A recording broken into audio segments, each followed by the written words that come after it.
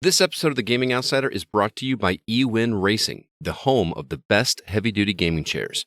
I can tell you from personal experience that I've never sat in a more comfortable chair at my desk. eWin Racing has chairs for gamers of all sizes, too. As a Gaming Outsider listener, you can get 20% off your purchase using our promo code TGO at ewinracing.com. eWin Racing, the best gaming chairs out there. Hey everybody, this is Tara Platt and I play Katarina on League of Legends, and you're listening to The Gaming Outsider. We're back, everybody. It's our first episode since this year's R2V2, and we have a lot to tell you about from the event. On this week's episode, we'll be talking about video game cons, whether or not we like to attend them, and if so, what we like most about them. We have a lot of news to catch up on, including a redesign of the PS5. You'll also hear my impressions of Super Mario Wonder and Spider-Man 2. And CJ stops by to talk about his time playing a puzzle platformer called Ugly, as well as Avatar: The Last Airbender Quest for Balance. This is The Gaming Outsider. Greetings, programs, and welcome to The Gaming Outsider, a video game podcast with a focus on our incredible community, which can be found at thegamingoutsider.com.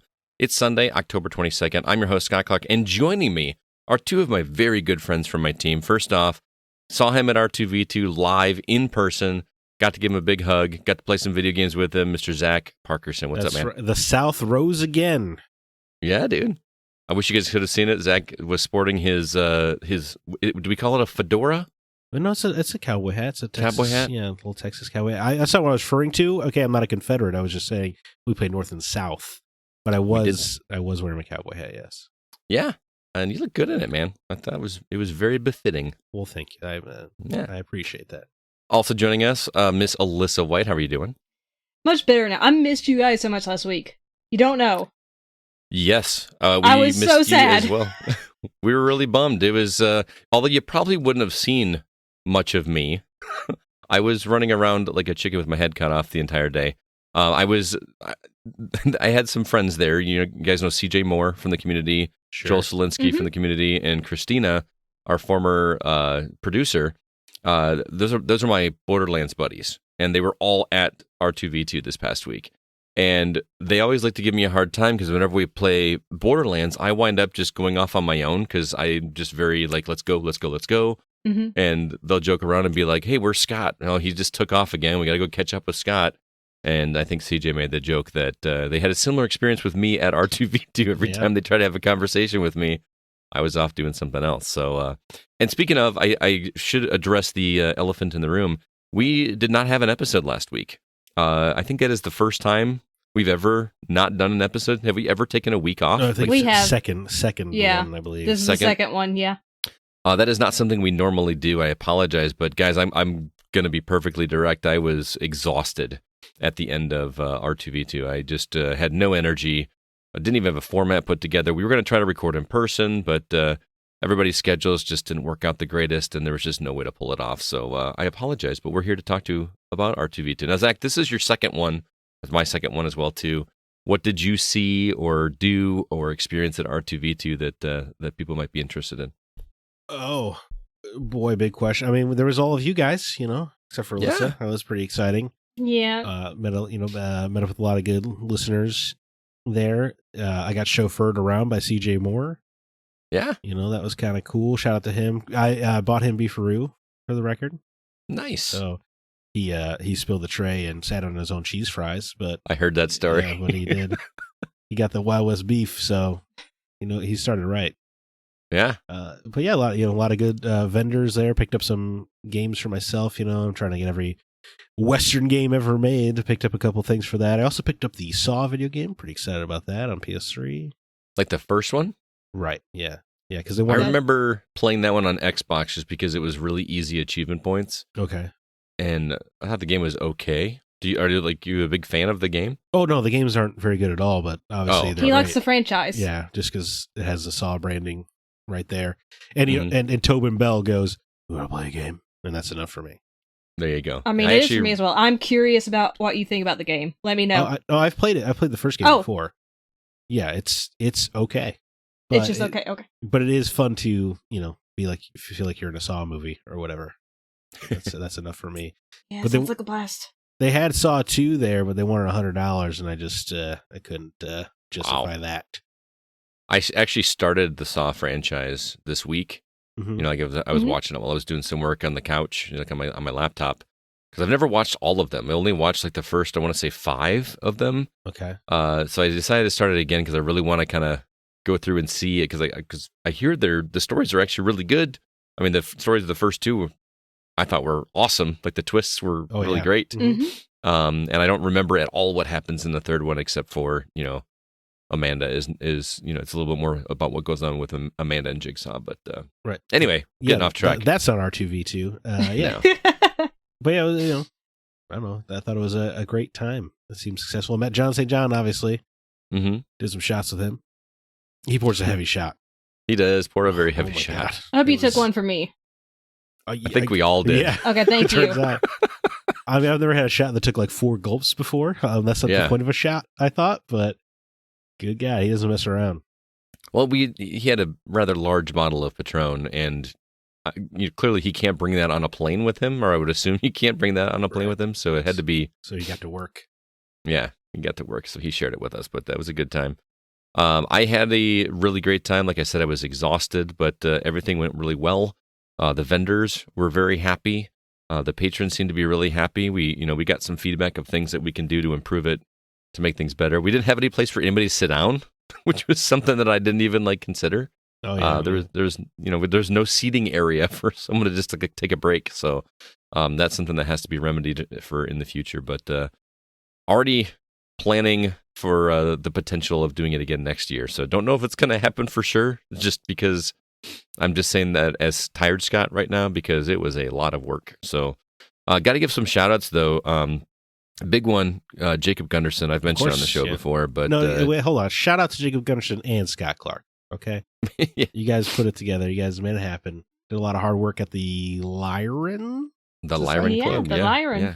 I always want to say Larian. That's not right. I know, because I think you've got Baldur's Gate. Yeah. On They're in the brain. they're in the news lately. Yeah. Yeah. But Jacob just killed it. He was down there with me for scores of hours this summer, working for free, putting up his own money to pay for materials, and then he bought those bags. I don't know if you saw the purple bags. We had these little canvas bags with our logo on it. Yeah, I saw for one. people to be.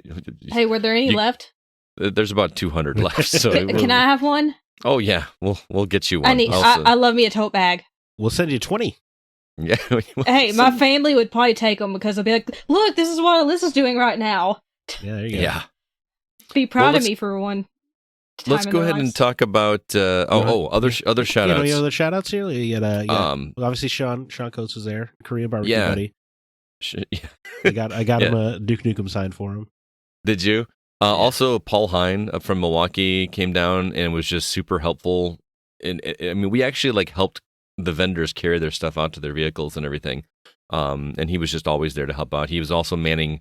We don't have official security, but we needed people manning a couple of the doors just to make sure nobody tried to take off with some stuff. And if you haven't met Paul, he is taller than me. He's got to be a good 6'7", if not more than that. So he was a very imposing force at the doors. We saw Brian Regals there. Oh yeah, with shout out to S.I. Munoz as well. Isai? Yeah. Did I miss Isai? Guess so. No, I do remember meeting him now too. Man, awful. I'm an awful person. Well, I know I met a lot of people that I didn't catch the names of, and I apologize for that. But there's a lot going on. Oh yeah, there's a lot going on. We saw Stoy. We saw Brian Regals was there. It was a good time. He was there twice, apparently. Oh yeah, they went out to get something to eat and came back. So it was a lot of fun. It was a really cool, good time. I got to move a pinball table. I know that sounds like a dumb thing to get excited about, but I actually got to help move it and set it up and turn it on for the first time. That was just kind of a cool experience for me. It was an old table, but also Aaron Hughes, who provided VR for people to play, and I'm not talking like a Quest or something. He had the one where you have the sensors set up in 4 corners of a space, all that. And he had a Guitar Hero. He actually ran a Guitar Hero tournament, and he provided cash prizes for everybody. And then he wound up winning the 50-50 raffle. So he probably came out ahead on the whole thing. He recouped his costs. Yeah, pretty much. So anyway, thank you to everybody that came out to R2V2. It was an awesome time. It was great seeing I think my favorite part was seeing families, like parents coming with their kids and just looking at games and sharing the things that they picked up and they were going to go home and play together was really cool. Several of my students came. I got to introduce them to John St. John, and he was great with kids. He had dad jokes galore and funny pictures of cats on his phone that he kept showing to them. It was great. So, and thanks to John as well for coming and being our awesome guest. It was really cool. I stand corrected. I didn't know he would be a big draw, and he was. Yeah, everybody really wanted to talk to him. Even known curmudgeon Aaron Peterson of the Hollywood Outsider came by to get an autograph from John St. John and pretended like he didn't want it. But that is his way. No big deal. It's just, whatever. I'm just trying to help you guys out, So I guess I'll go to get this over with. Yeah. Well, let's go ahead and move on and talk about some of the games we've been playing. I'm going to go a little bit out of order here just because Zach already mentioned it, but will you tell everybody what you thought of North and South? I know you mentioned you played it, but... yes, much discussed on the podcast, North and South, about the Civil War, but it is a smart little strategy game. I think you've mentioned it's just like it was so clever and a little bit ahead of its time for the NES. Mm-hmm. But yeah, that game's cool as hell. I would like to play more of it. Yeah. What is it? You're taking your positions on the American map, but then different events happen based on how you interact with the other side or whatever. Yeah. And it's just like a lot of clever things, like the 2D fort, storming the fort missions or whatever. You have to like platform through while the opponent can throw knives at you or whatever. Yeah, it's just there's a lot going on. It's cool, and then all the strategy of trying to control the rail lines. Yeah, trying to get a straight line so you can, because that's how you get more troops, and it's good stuff. It was a lot. It was a great deal of fun. And there's a part I didn't even get to show you, but there's also these little modifiers that you can do to the game to make it even more interesting. You can add storms on the map. So if you get a storm over your character, he misses that turn. I think that's I think it works like a rubber banding effect. So if you're winning by a lot, one of your guys will just get a storm on them randomly. You know what I mean? And then there was kind of even it out. Indians that could attack. Yeah. Yep. I don't remember how that works, but there's 3 different modifiers, so there's ways you can kind of make the game a little bit more interesting. And I don't know, man. I think that game is like something that could be revisited. I would love this. I would love to see that ported or remade for modern systems. It was just such a cool game. It really was. And I mean, it looks simple. Don't get me wrong. It's rudimentary graphics. It's the 8-bit era, right? But it reminds me of like playing Carcassonne on Xbox Live. It would just be a fun kind of board game style game to play with a buddy. Yeah, absolutely. Well, now I want to play it because you guys talk about it often, or recently you've talked about it often. Yeah. It's really fun. And just a great, I mean, there's no way it would be fun playing by yourself, playing against a computer or anything like that. It's clearly a 2-player game, but highly underrated. And shout out to, oh boy, I'm going to forget his name now.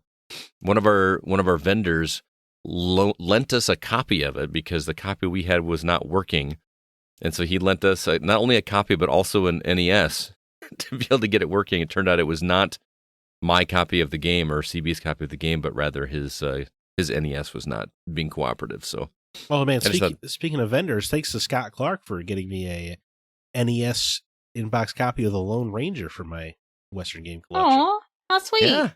That is one of my favorite games from my childhood, man. I really hope you get a chance to play at some point because that is a straight up Western. I mean, I will track down an NES, because I got this now and Bill Elliott's NASCAR Challenge that you also got. Me, so you're forcing an NES collection on me slowly but surely. Slowly but surely. And speaking of, I'm down to 2. Did I tell you? I got one of the vendors brought me 2 games for my collection. Oh, I did not hear that. Yeah, I didn't hear about this either. Which 2 did you get from your 4?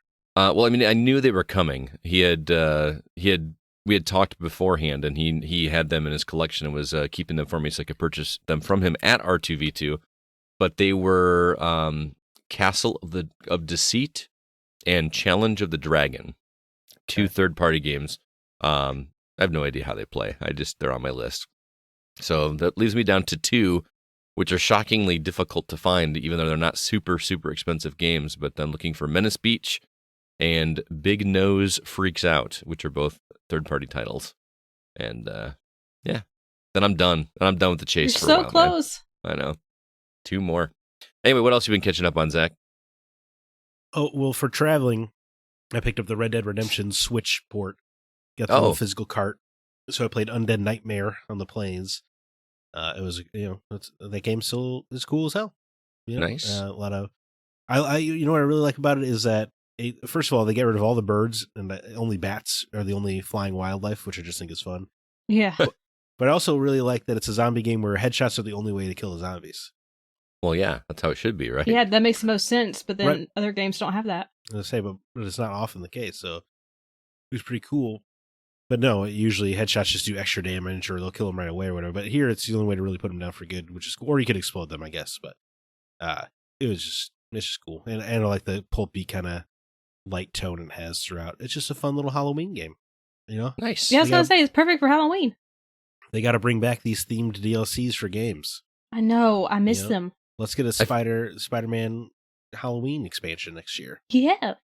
I feel like we only get those in multiplayer games now, and it's all like skins that you bring can back purchase. single player holiday themed DLC.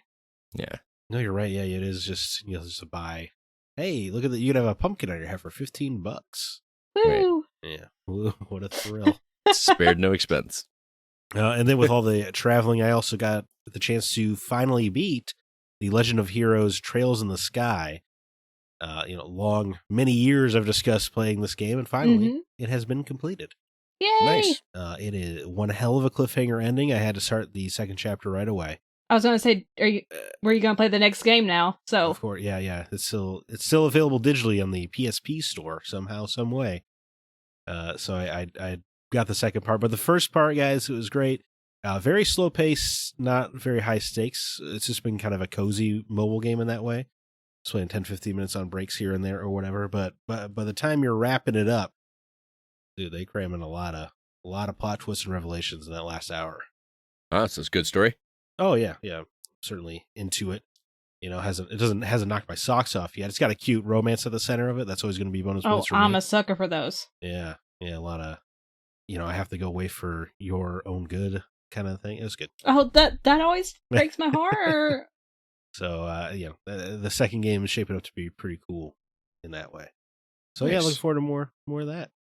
Your Switch got a lot of action this week. That was my Vita, actually, but I take your point. The handheld's got a lot of action. I'm still rocking the old 2012 Vita. Wow. I've never played a Vita.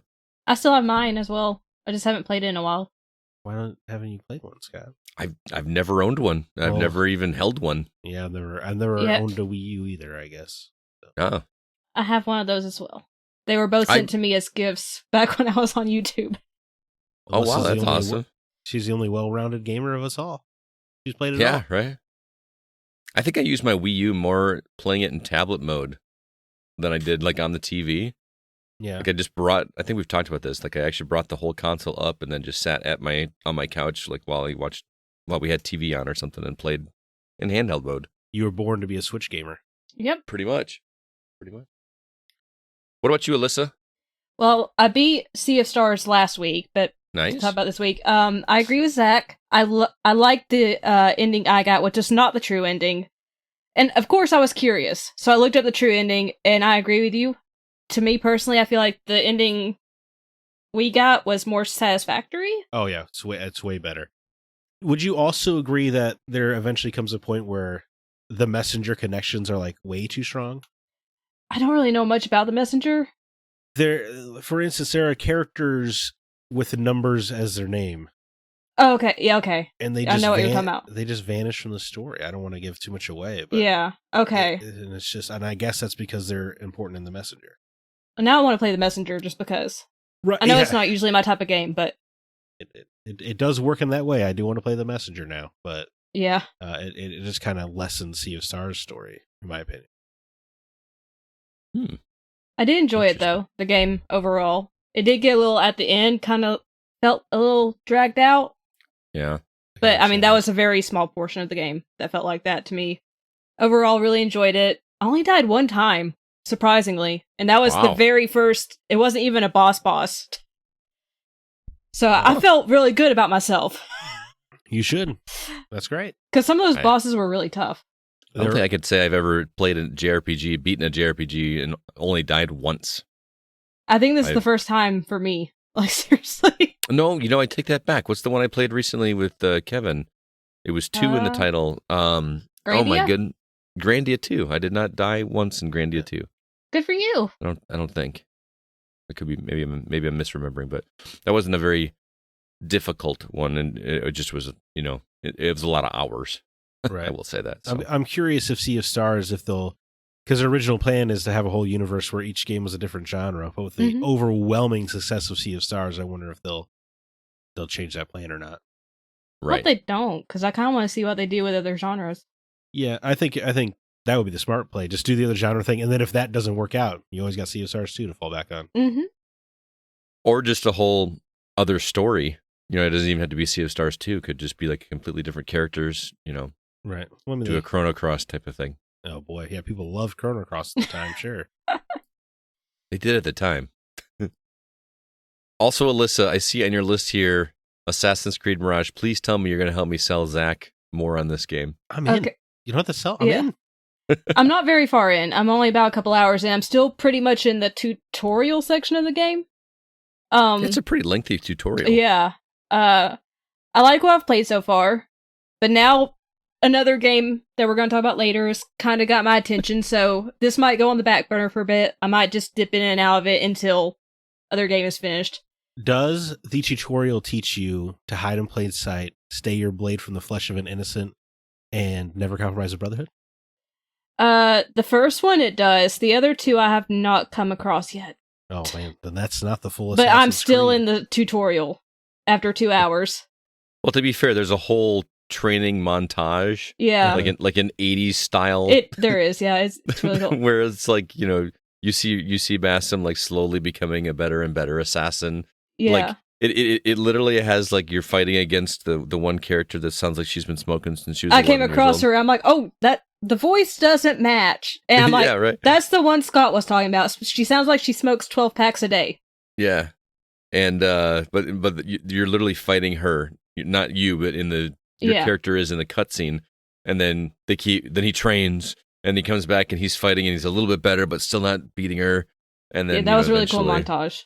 Yeah, it just was missing like Hearts on Fire from Rocky or something playing in the background while it was. I know. I'm like, where's the music at? Yeah, where's the pop song? But exactly. You didn't tell Scott. You and CB did not tell me you can pet cats and they jump in your arms. I didn't know that. Game of the year, man. At least at the beginning of the game. Yeah. You walk up to a cat, press Y if you're on Xbox, and it will jump up in your arms, and Bossum pets the cat. And they put a little tribute in. I don't know if you guys saw it online, where someone that was a fan of the game, their cat had the AC logo, Assassin's Creed logo, on its nose in real life, and the cat passed away, and their friend asked Ubisoft to put the cat in the game, and they did. Oh, wow. And you could pet the cat. And it looks at the camera, and you see its little nose with the logo. You gotta put that cat in a hood. I mean, they're like legally required to put petting the cats in the game, otherwise the game will clearly not be successful, right? I know. Well, I didn't know you could actually do that until I saw the little Y button pop up. I'm like, can I pet the cat? And I push it and the cat jumps in I'm like, oh, it jumps in your arms! I didn't know that. I don't even try anymore, honestly. Yeah. I don't look for it, so I just... I only came across 3 that I could do that with, so... Hey. There's not that many. You're early on in the game. I'm sure you'll find more. There's going to be an achievement for petting all the cats. That Twitter account has so much power. Yeah, right? I also finally was able to dive into Gears 4 over the past week. I sat down with Joel and started that game with him, and this was obviously the first Gears game that made the jump to the Xbox One instead of the Xbox 360, and it was even though the first 3 or 4 games were up-resed for that console, the difference is staggering, going like right from Judgment to this one. And it's just super fun. It's really interesting watching Joel experience a story because he's gone through them so quickly. Like by the time I got to 4, it had probably been 2-3 years, when I finished 3 and or Judgment. So, but we just finished those games like a few weeks ago, and now jumping right back into 4. I forgot how like that game throws you into it as if you already know all these characters and you don't. I mean, the original Gears kind of did that too, right? You're just like, here's Marcus. And here's right. Dom. Yeah. Well, in particular, yeah, especially with like Dom's backstory and stuff, they just treated it like it was known information. Right. Yeah, I remember that. But I mean, if you remember, like, you don't really see any locust. Like, you're fighting an entirely new enemy, and it's not really explained. And I kept hearing Joel saying, like, what are these things that we're fighting? What's going on? I'm like, Where are the locusts? yeah, exactly. So that's been kind of fun. But Well, actually, if you read the books in between, do you just push up your glasses on your nose? Yeah. And actually, all right. Well, that's really all I got caught up outside of doing North and South with you, which was a lot of fun.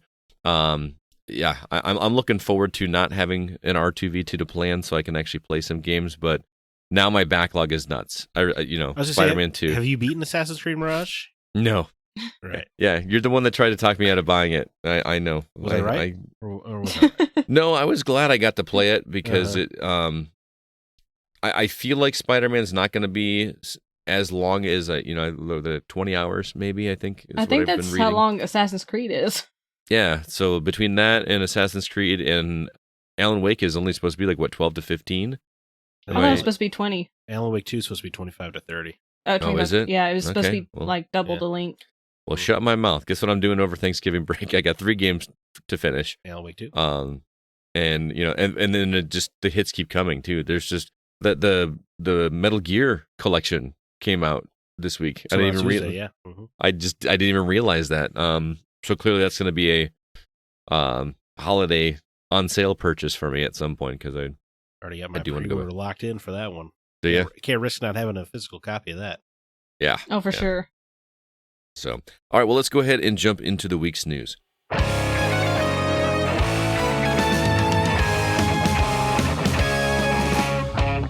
Few new trailers to talk about this week. First off, Berserk Recharged. It's a reimagining of the Atari classic. Lucid on PC. It's coming out in 2025. We also got a trailer for something called Silent Hill Ascension. I believe it's a mobile game. There's supposed to be a live series premiere on Halloween at 8 o'clock p.m. Central Standard Time to give more details on that. And The Walking Dead Destinies is a PS4, PS5 game coming digitally November 17th and physically December 23rd. Also, it looks like we could be getting a new version of the Nintendo 64. Yes, you heard that correct. The PS5 is also getting a new look this holiday season, and we got some new games coming to Xbox Game Pass. And lastly, for the first time ever, a dog will be speedrunning a game at Awesome Games Done Quick. That Twitter account's going to be stoked. Yeah. I know. So yeah, some of this is a bit older news, but again, we missed a week, so we're catching up, but I thought it was important to talk about some of it. So Zach, what would you like to talk about?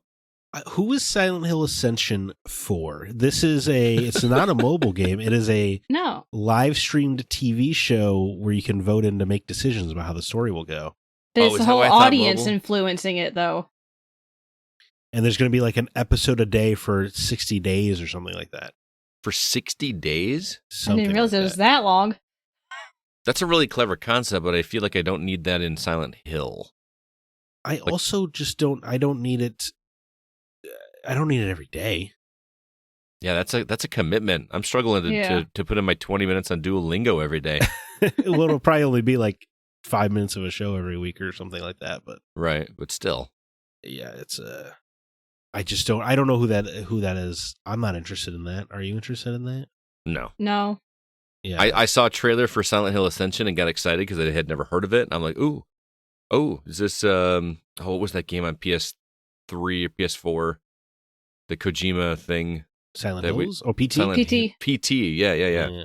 I thought, maybe we're finally going to get Silent Hills or whatever. No, it's this thing that I just don't have a lot of interest in. Yeah, they announced this back when they had their big giant Silent Hill reveal thing, but this is a weird first step back for the property. I agree. And if you read the Twitter comments, we're not alone in that sentiment. When I read this story, everybody's like, really? It's bizarre. Yeah, truly bizarre. Yeah. I am kind of intrigued by the Berserk Recharged trailer, though. I don't know if you played I was Berserk. upset because it was the wrong Berserk. Oh, yeah. I was like, oh, Guts got recharged. He's ready to kill Griffin. Let's do it. That's what I thought of at first, too. And I'm like, that's not the Berserk I was thinking of. No. I've never watched Berserk. But yeah, Berserk is always meant... Well, you read Berserk, so that's... Yeah. I mean, I thought it was an anime as well. There are 2 anime series, but Right. it's also a manga series that's still ongoing. But if you're not seeing the artwork of Kentaro Miura, are you really experiencing Berserk? Yeah, I mean, I don't think so. the artwork is insane. Yeah. So what school just got. So have neither of you heard of the original Berserk game? I'm aware of it. Okay. I had not heard of it, but you know me. I mean, by today's standards, it was an Atari 2600 game. Little stick figure that goes around and shoots stick figure robots in a maze. But at the time, it was awesome. When I was a kid. It was mind-blowing. It was like, oh my God, a level design. What's going on? Yeah. And what was really funny in that game was the robots that you were shooting at, like, it was so low poly that, like, there was a gap between your head and your body. So you could actually, there was nothing attaching your head to your body, but they moved around together. So you could actually, if you got shot by one of the robots, they just shoot these lasers. It could actually go in between your neck and your body, and it would just pass right through you because the computer did not recognize that they were. You were Rayman. Yeah, that's true. There you go. That's a good way to say it. But also the other trailer from here, I know I'm sorry to piggyback off of yours, but I want to talk about this trailer, Lucid. Did either of you watch the trailer for Lucid? I did. The Celesteoidvania. Yes. Yeah. Which it was really hard to tie in Celeste gear-gated game. It just doesn't roll off the tongue. Right, I understand. But I was intrigued by that. 2025, that is an early trailer for a game that looks pretty far along. Yeah, it looked, I immediately thought of you when I watched it. I love Celeste so much. Are you going to kickstart it? Is it a Kickstarter? Is that what I missed? Yeah, it said now, live on Kickstarter now. Maybe I will have to do that then. You can get the Gaming Outsider another project. Yeah. Oh, I forgot to mention I saw our name in the credits when they rolled, but I couldn't get a picture fast enough because I went past too fast. Oh, nice. Yeah, fast forward to those bad boys. I guess while we're talking about these trailers, The Walking Dead Destinies, what the hell is going on with this thing? Dude, I don't know. Yeah, it's like, change the story. It's got real PS3 energy. Yeah. Thank you. That's what I said. Yeah. Yeah. It looks like a download PS3 game. I don't think the concept is not the worst where you can change how the story went in the TV show. But first of all, is there a lot of crossover still between video game players and Walking Dead TV show fans? I don't know. Isn't The Walking Dead done? The main series is, but they got the Daryl Dixon show now, and which apparently did very well. Right. Well, it was just the Last of Us budget version, so makes sense. I don't know. I feel like the Telltale series was where that Venn diagram really got larger, right? Mm-hmm. Between gamers and fans of the series, and this does not seem to be doing that any favors. So it's just another baffling project. It's got real Skull Island or Lord of the Rings Gollum vibes to it. Yep, that's a good way to put it. So that's I think that's actually being generous. I'm somewhat morbidly curious, but first of all, why wouldn't you do the comic book story, which is vastly superior, obviously? Though I've never read them. Much better. It's probably because a lot of people have just watched the TV show; they haven't read the comic book. Right. Yeah. There's no Daryl in the comic book, so I guess nobody cares. People love Norman Reedus. Dude, it's all about Daryl. That's all I hear about. You kill Daryl, we riot. I remember that hashtag. Yeah. Yeah. Yeah, I remember seeing the shirts at Hot Topic. Yeah, it's insane. Did you have another story you wanted to talk about, Zach, or just the trailer? I mean, I guess just the trailers. I'm happy to dunk on PlayStation again if you guys want me to. As a PlayStation fan, why are they increasing the price? For a smaller, it's slimmer, man. Yeah, so I guess I'll talk about that real quick. PS5 is getting a slim version. It's getting 30% smaller, somewhere between 18 and 24% lighter, depending on the version. It has different cover panels, so your old cover panels will be useless. You can add a disk drive to the digital version for $80, right? Yeah, $80 to a console that is $50 more expensive than it used to be. They're coming out in November. They're phasing out the original model, so you'll eventually not be able to buy the digital version at $400. Mm-hmm. And speaking of nickel and diamond, you can get a vertical stand there, because the new versions, the Slims, won't be able to stand vertically on their own. So if you want to stand it vertically, for the digital version anyway, you got to buy this $30 stand. So it seems. If I don't want to stand it vertically, I just want to lay it horizontally, like I've been doing, because I think you're okay. Yeah, you're okay. You don't Just want if to you pop want it. to stand it vertically, you had to pay an extra $30. Because my PS5, I have to have it on a stand to stand it vertically or horizontally. Excuse me. Right. Yeah, the, mine- The, that's the what stand they mine included is. in the console, right? So Yeah. so there would be a stand included in this one too. But if you want to stand it vertically as well, you would have to pay an extra $30. I think I think I read that it comes with a horizontal stand, but if you want the vertical stand, you had to pay $30 extra to get that separately. I mean, I guess it's better that it's that way. I mean, for me personally, I have no desire or space to stand up a PS5. But you have to vertically. acknowledge the ridiculousness of that. Right. You know, I know the PS2 had a vertical stand 20 years ago that you could pay for, but that was stupid too.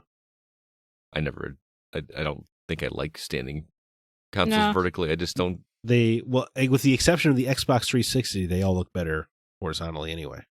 I agree. Yeah, I agree. I think so too. But so they want you to buy the disc drive version, right? That's what this seems to me. I don't know, man, because I feel like. I mean, I probably should have put this in the news too, but I feel like digital is starting to, or physical is starting to fade out quicker than I anticipated. I have Best Buy- I have a counterpoint to that, but continue.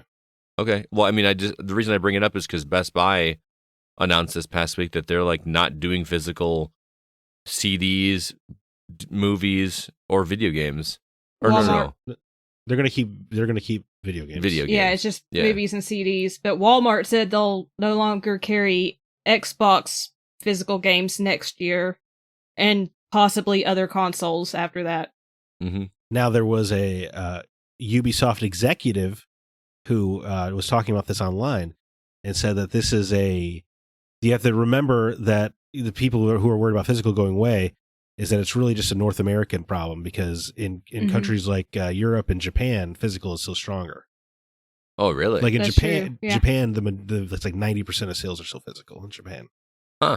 And Did not know that. And that's their home region. So we always talk about, and I've been guilty of it too, but we're always only talking about America, Like through our own lens. Yeah. Yeah. right? You know, and it's just, so it's worth mentioning that, you know, physical is huge in Japan. And so he was just pointing out that the fears are overblown about if a PS6 won't have a disc drive, he just was talking about how that seems incredibly unrealistic to him. Mm-hmm. Based on selling in their company's home region.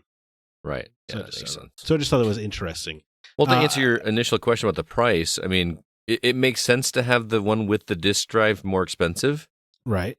I mean, Mhm. you're getting an extra piece of hardware, like, built in. Although the whole thing is modular now, like you can have the discless version and still attach I don't know why you do that. Like, I mean, it's nice that they give you the option in case you want to change your mind later, or maybe you're like me and you find a sick deal on the Xbox Series S and then you forget about all the backwards compatibility games you can't play. Oh yeah. oh, that's a good point. Yeah.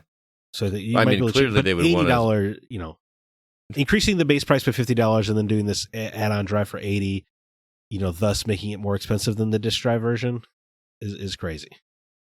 Right. Although the disc drive version won't be available in the long run, like the current PS5 version. Well, the slim version will be. The slim version will, yeah. hmm But, it's still going to be more expensive unless you bought the digital version and the extra component, the extra drive. At that Right. point, it would be more than if you just bought them bundled, which, I mean, that's standard, right? If you buy stuff as a bundle, you get it cheaper. Yeah. But to me, it just, for some reason, it seems like they want you to buy the disc drive version at that point. It runs counter to the argument that we always make. Yeah, you're right, actually. Yeah.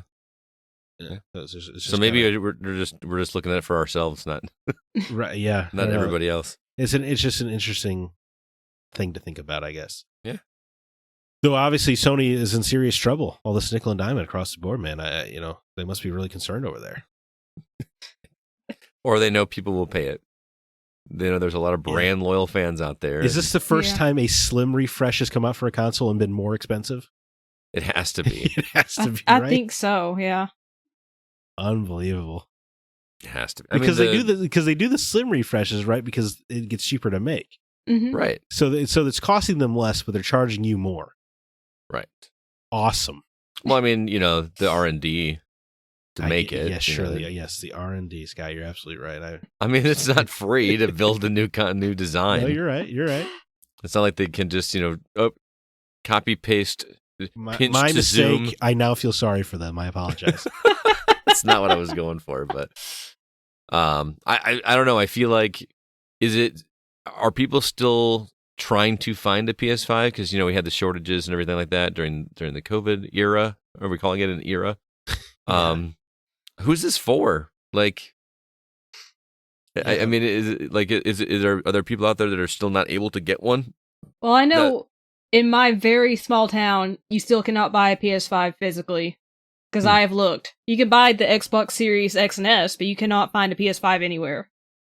Okay. So if you're in a small town like mine, it is difficult. I'm sure the bigger cities probably do have them readily available. But you could order it online, I'm sure. That's right? true, yeah. You can go on Amazon or GameStop.com or whatever, probably buy one. When I went to Target earlier today to cave and buy Spider-Man 2, they had a bunch of PS5s. No copies of Spider-Man 2, though. Where'd you end up getting your copy of Spider-Man 2? GameStop. Well, I talked to Target, and they said they have stock in the back, but they're only allowed to sell them if you buy it online.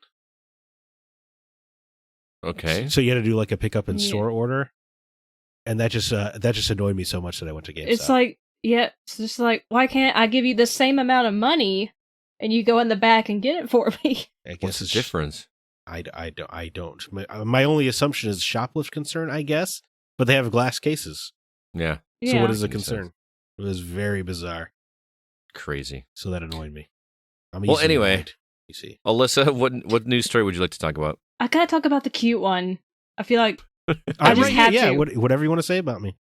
Right well, here. I mean, you are very cute, Zach. Well, I just want to pet you. Just like this dog that's going to be doing a speed run at Awesome Games Done Quick.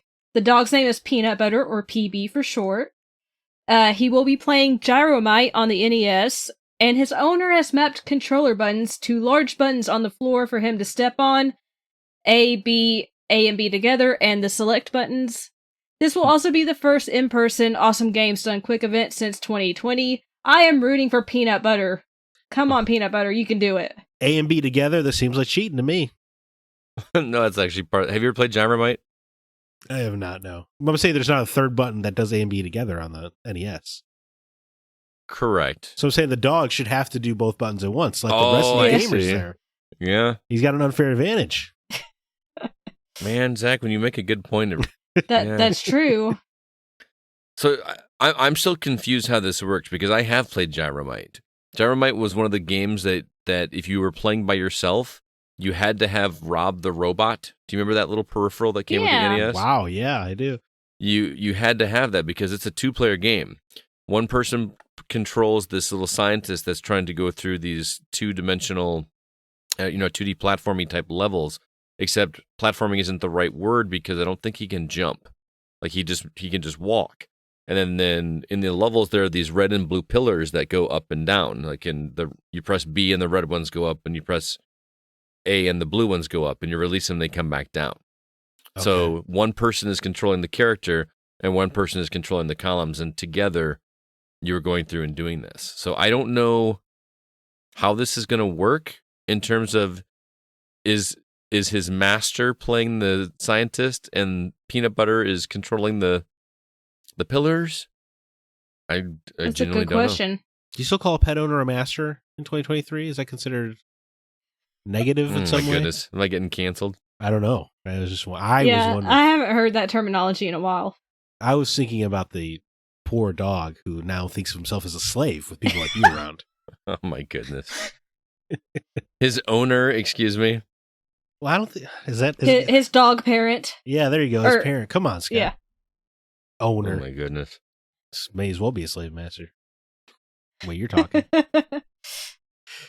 Anyway, this is weird. It's a Shiba Inu, by the way, in case anybody's curious. Oh my gosh, I love those. They're so cute. Oh, yeah. Is there a dog you don't like? Dachshunds. Oh man, what do you not like about? They're mean. I actually got bit by a dog on my vacation travels. Ow. I was playing. It's not the dog's fault. It was a tug of war. It got pretty serious. Yeah. But really, I feel like I nicked the bone. Dang. But I do have to say, my stepdad does have a dachshund, and he's a very nice dachshund, so I can't say I don't like all dachshunds. But the majority are mean. I have been bitten by 2 before. I have a vendetta. I'm more excited that they're doing AGDQ in person again. Yeah, I have not sat down and like watched those for extended periods of time, but I feel like if I had a job where I could have something on in the background, I would have on Austin's game. I keep awesome meaning games. to send you the Final Fantasy VII speedrun that I watched. That was so great and informative. Yeah, I keep forgetting. I would like to watch that. The only interesting speedruns to me are the no glitch runs. Oh yeah, I don't really like the glitch ones. Yeah, either. I never understood whether somebody beat Ocarina of Time in 27 seconds, but they didn't though. They exploited a glitch that everybody knows about, and they just had the RNG was more favorable to them than the other guy. Right.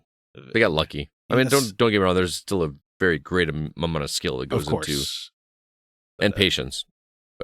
But I see like the true patience is doing the whole game with no glitch. Mm-hmm. I just don't want to do it that way. I just want to enjoy my game. Yeah, well, yeah. Yeah.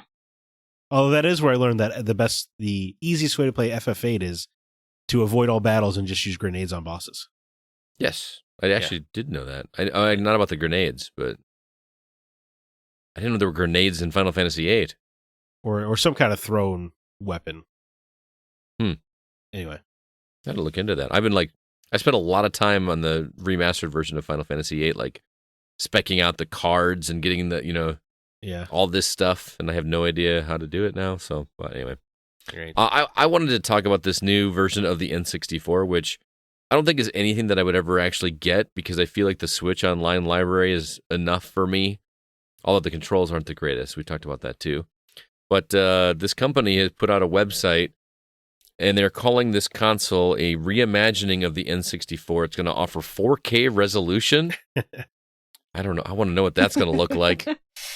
Well, have you heard, this is the company Analog. Mm-hmm. They just put out the Analog Pocket. Have you heard of that at all? I have heard of that, I hadn't, although I got a comment from Nate, our former producer, that has some things to say about it because he actually picked up a Pocket. So but go ahead. I was going to say there was a vendor at R2V2 who let me play his Analog Pocket. Oh, yeah? Played some Streets of Rage on it, and the screen was unbelievable. Unbelievably beautiful. Oh, okay. It was good. It was like a pixel by pixel perfect recreation of those games. It was phenomenal. It looked better, than the games used to, but it's just a screen quality. And it had all these crazy filters, like you could make it look like a Game Boy, like just that weird green that the original Game Boy had. You could do that, or you could do full color. It was just an incredible piece of tech, actually. But it sold out in 3 minutes, so I don't really know if, the N64 one sounds cool, but it'll probably be, several $100, and it'll probably sell out right away. And hard to get, yeah, exactly. So they're doing the similar type of thing. It's going to have the original display modes. The website references quality recreations of specific model CRTs and PVMs. So talking about what you're talking about, we can make it look like it played on the original which is console. Cool. Which is super cool. Especially if you just flip back and forth. Remember when Halo did that? Oh, yeah. Like on the fly, you could just this is what it looked like on the original Xbox. Every remaster should have that button. I agree. It says that this is the first and only aftermarket solution supporting 100% compatibility in every region, including the US, Europe, and Japan. And it's coming sometime in 2024. And they showed a picture of the controller, which looks way easier to hold than the original N64 controller, So it's not authentic then. Time to throw it away. I'm sorry, dude. That thing... So it's a bad controller. Love it to death. Terrible controller. But analog on the Nintendo was or not analog, but joystick. Am I saying it right? Yeah. It is analog. Okay. You got it. It was just mind-blowing at the time. Don't worry about it. Nate Lucas had a comment when I posted this on Facebook. He said, I would love a 64 Mini like the other Nintendo consoles. If it has anything to do with analog, though, I have no interest in it. I still have a bad taste in my mouth with the Pocket I ordered. Poor/no customer support and pre-order availability headaches. Wanted the NT, but will never give them another dime. So, shots fired against analog. Yeah. So that just to me tells me if the issues were there with those, this one's going to be pre-order headaches galore. Right. Well, I don't know. People seem to love them. Well, I guess nothing matters anymore, right? Everything sells out anyway.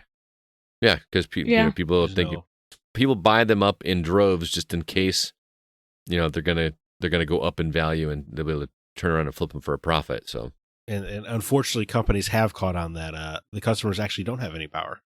Mm-hmm. Yeah, so, especially those with FOMO.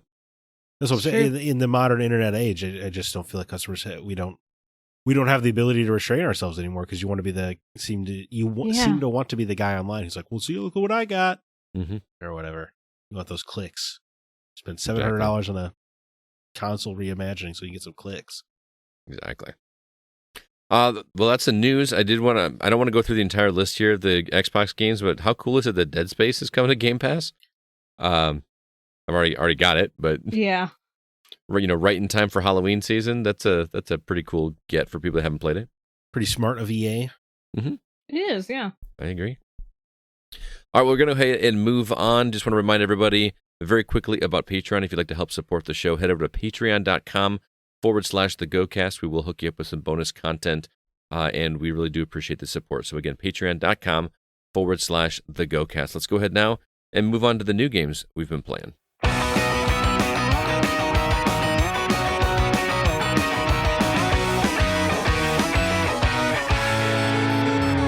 All right, Zach, we already know one big game that's coming out next week, but anything else that we should be keeping our eyes out for? Alan Wake 2 comes to PS5, Xbox Series consoles, and PC October 27th. That's it, guys. That's the list. No other games need apply. EA Sports UFC 5 comes to PS5 and Xbox Series consoles October 27th. Jusant comes to PS5, Xbox Series consoles, and PC October 31st. The Force Cathedral comes to PS5 October 31st. This one is so weird to me. Alien Hominid HD and Alien Hominid Invasion are separate games. They're both coming to Xbox Series consoles, Xbox One, Switch, and PC November 1st. There is a bundle where you can buy them together, but it's just confusing to me that you wouldn't just make one Alien Hominid package. Right. Mm-hmm. Is somebody that big of a fan of one over the other? Well, yeah, it's not really a property that demands this weird simultaneous release thing to me, but right. To each their own. Interesting looking interactive adventure game, The Bed We Made, comes to PS5 and PC November 1st. Song of Nunu, a League of Legends story, is a pretty cute looking 3D platformer. That's coming to all consoles and PC November 1st. Plate Up looks like almost like a Diner Dash kind of game, coming to PS5, Xbox Series consoles, and Switch November 2nd. Gangs of Sherwood, which again would be a much cooler concept if it was not a multiplayer game. Comes to PS5, Xbox Series consoles, and PC November 2nd. RoboCop Rogue City is the next 80s licensed follow-up from the Terminator Resistance developers, coming to PS5, Xbox Series consoles, and PC November 2nd. Star Ocean The Second Story R is a remake of Star Ocean The Second Story, coming to PS5, PS4, Switch, and PC November 2nd. The Smurfs 2, The Prisoner of the Green Stone, enters a competition for longest title of the year as it comes to all consoles and PC November 2nd. That's another 3D platformer, actually. Big week for that. My Time at Sandrock comes to all consoles and PC November 2nd. That is the follow-up to My Time in Portia. Yes. Now this one is it's kind of got a space western theme to it, so I'm sure I will inevitably check that out. The Talos Principle 2 is the follow-up to the Puzzler from PS4 and Xbox One, but the sequel comes to PS5, Xbox Series consoles, and PC November 2nd. Thirsty Suitors sounds kind of nice. It's a little on the nose right there with that game. They're letting you know exactly what that's about. Coming to all consoles and PC November 2nd. And then Phantom Blade Executioner stands out to me because I have never seen a 2D free-to-play live service game. Huh. It's coming to PS5, PS4, PC, iOS, and Android November 2nd. Scott Clark, what game this week are you looking forward to the most? I mean, the obvious answer is Alan Wake 2, but I'm going to go, since I assume that's going to be on all of our lists. Right, I assume that's a turkey? Yes. Or a hat trick. A hat trick, yes, indeed. Yes. I'm going to say RoboCop Rogue City really has piqued my interest. I heard people that have been, because I guess the demo is out on PC. You can play it for like about 4 hours or something like that. Oh, wow, okay. And it is supposedly just full of 80s schlock in all the best way possible that RoboCop did. Yeah, that's why because I remember there were previews a few months ago from the big outlets, and they're talking about how just average it was, and I'm like, I don't think the game is for you. Yeah. I think it's for 80s movies fan. Right. And so that seems to be right up. I think Sean Coates has called dibs on reviewing that game for us.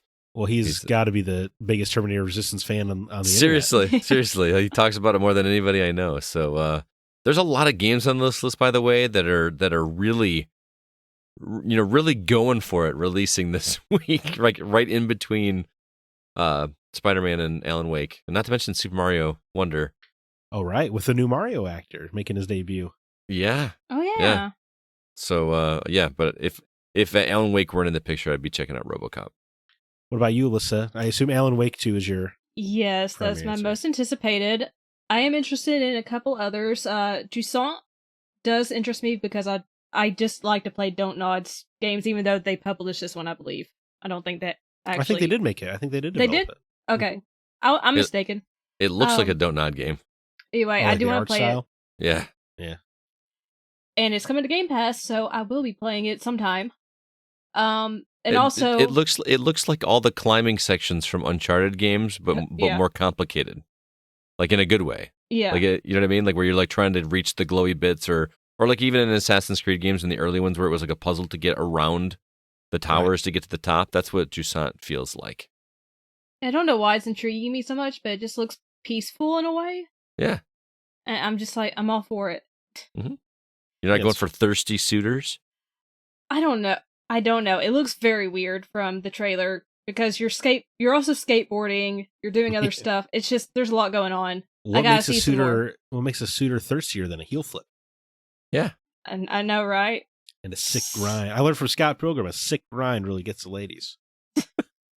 Oh, have you guys seen the trailer for the new Scott Pilgrim anime? Yeah. Yeah. It looks good. I'm glad they put out the trailer because the first clip looked really bad. I don't think I saw the first clip. Yeah, This is my first look at it. But the trailer looks cool. Yeah, right. Was there another game, Alyssa? Or there was one other. This Bed We Made. I'm on a detective kick right now, and yeah, this looks like it's right up my alley. Nice. Well, Alyssa, we are of similar minds because Alan Wake 2 obviously is number one with a bullet for me.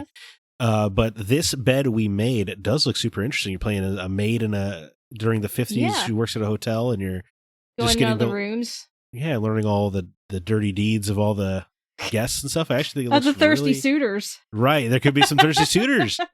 Were they done dirt cheap? I hope so. Well, or if you were me as a child, they were done in a Thunder Jeep. Oh, that's what I heard. I misheard the lyrics for when I was a kid. Oh, so. I was like, I totally missed something. For years, I thought the song was "Dirty Deeds in a Thunder Jeep." Oh, that's so cute. In the Thunder Jeep. But for me on the list outside Alan Wake 2, I think the best game I'm looking on here is Jusant. I think this game looks incredible. This is one I would be happy to pay for, but it's on Game Pass. But I love, the best part of Uncharted is all the climbing, and the best part of Assassin's Creed is all the climbing. So just get rid of all that extra fluff like a story and just make it all about climbing. No, I think it looks great. Can't wait. Yeah, stay tuned for more because David Newman is actually reviewing that one for us. Got the early embargo on that one. Mm-hmm. You did. Yeah. And there you go. Speaking of Mario, Scott, how's Super Mario? It is fantastic. Dare I say, I'm not even going to go for that easy Is it pun. wonderful? Yeah. I am absolutely loving Super Mario Wonder. And this is coming from a guy that's kind of been burnt out on the Mario Wii U formula or Super Mario Brothers Wii formula. You know what I'm talking about? Like the 2D side scrolling. The new Super Mario Brothers games. There you go. Is that what we're calling that genre of Mario games? They're terrible. Yeah. Oh, I thought they were terrible. That's the only one I played, so it left a bad taste in my mouth. So wait, that's the only Mario game you played? New Super Mario Brothers U on the Wii U. Yeah. Is the only 2D or only Mario game period? Only Mario game period. My goodness. No wonder you haven't played the rest. Yeah, it didn't leave a great taste in my mouth, so... Oh my goodness, we have so so I've been much curious to show about you. this one. The things we can introduce you to, Alyssa. Like, we goodness. Can definitely leave a good taste in your mouth, let me tell you. Okay, I need that.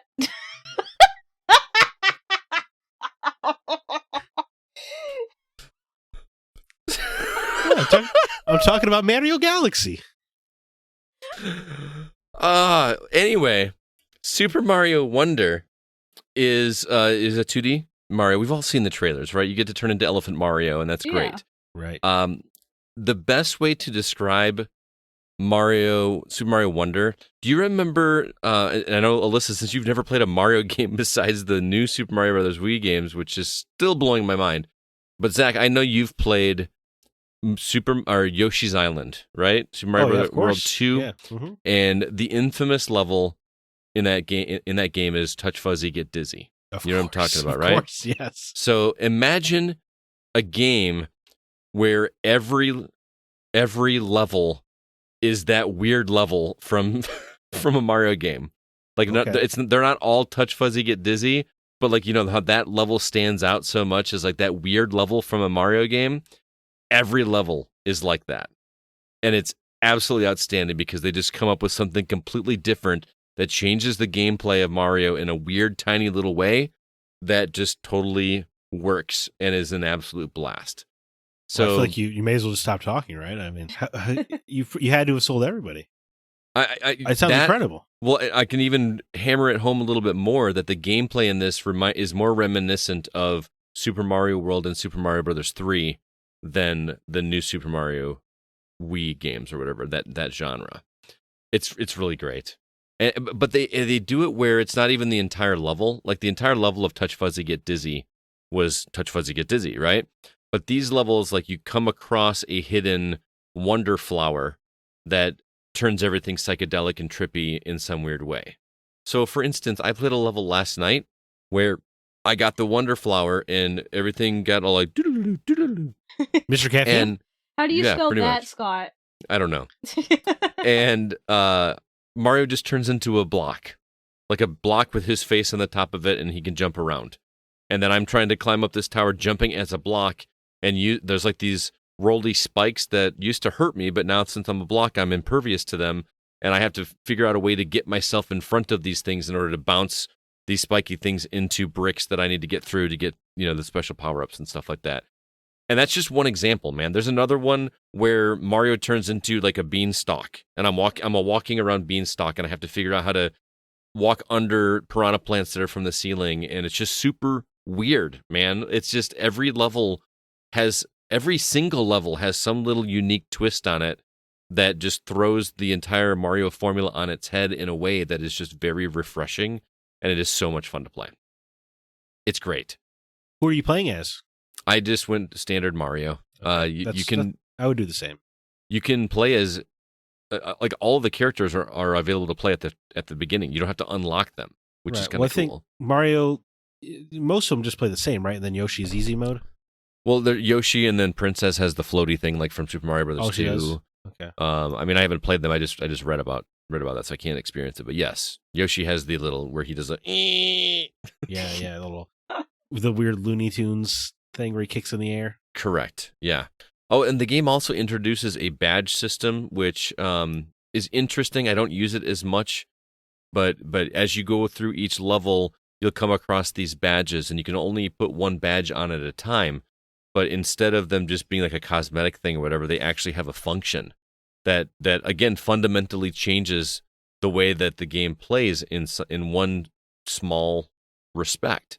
So, for instance, I got one recently that allows me to, you can wall jump off of like pipes and walls. You can kind of go woo, woo, woo, and go back and forth. Yeah. Sure.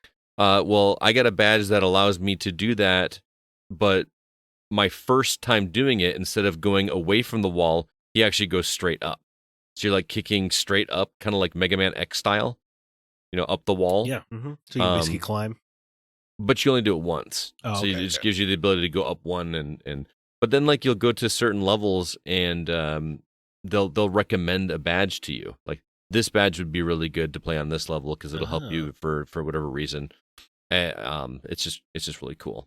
The last really positive thing I'll say about this is the way that they've made this game accessible to anybody to play, whether you're a kid, whether you're an adult, or whether you are a hardened veteran of Mario games, without just like saying, okay, I'm going to play this on hard difficulty mode.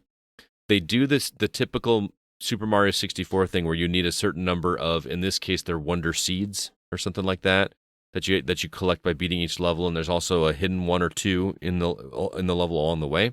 You have to have a certain amount in order to unlock the next path on the overworld map. But there are so many levels that, like, if you beat all the levels, you would have way more Wonder Seeds than you would need to do it. But each individual level has a 1 through 4 star rating of difficulty on it. And you can play the 1 or 2 level difficulty ones and be fine and get all the ones that you need. But there are also 3 and 4 star ones that increase and make it much more difficult, that are there for the hardened veterans that want to, that really want the extra challenge. That's a smart way to do it, because I remember Mario Odyssey was kind of an easy game until you got to the end, and then it just went ratcheted up the difficulty by a lot when you went to like the moon worlds or whatever. Mm-hmm. But that was frustrating to me because you had to kind of get through the game first. But this seems like a good way to intermix some difficulty. Right. And, fair warning, I've only played through the first 2 worlds. There are 6. So I'm ostensibly, a third of the way through the game. So that could change down the road. But I kind of feel like that's just a Mario formulas tend to, kind of go throughout the game. I guess. Yeah, no, it is. Yeah, backwards from what you were saying. But I appreciate that setup. Because then you could challenge yourself a little earlier if you want to. Exactly. And then there's, the purple coins in each stage that you can do. Also, there are 3 large purple coins in each stage that get you 10 purple coins, but you can also collect purple coins along the way. And those you'll come across shops on the overworld map where you can buy extra lives. And then there's collectible little cardboard cutout pictures of characters in different poses, which is just a fun collectible. You can actually purchase Wonder Seeds. They have one available in each world that you can just go buy. Kind of like in Mario Odyssey, how you could go in the shop and just buy moons. Remember that? Yeah. Mm-hmm. Yeah, in case you just want to get past it or whatever. Right. I mean, there were so many moons in that game. It's ridiculous. I don't know. I just the sheer joy of playing a Mario game and just like, I can't wait to go to the next level just to see what they're going to do. It just all feels really fun. And I know that they've kind of marketed this as like Elephant Mario is like the big thing. That's right. Appealing to fetishists everywhere. Sure. There's also like another fire flower, or not a fire flower, but a bubble flower that allows you to shoot out bubbles and trap enemies in the bubble style. So that one's also there. There's just really clever little stages. There are some stages that are clear all the enemies in a room and then go on to the next room and do that 3 times, and it's timed. So if you get it done in a certain amount of time, you get extra bonus stuff. And just really clever different ways to do it. Like each level feels like how, like in Super Mario Brothers 3, like there was the big world, and that was the novelty where everything was just massive and giant, right? And this one, each individual level feels like it's adding something new to the formula. That's just just really great in a cool and memorable way.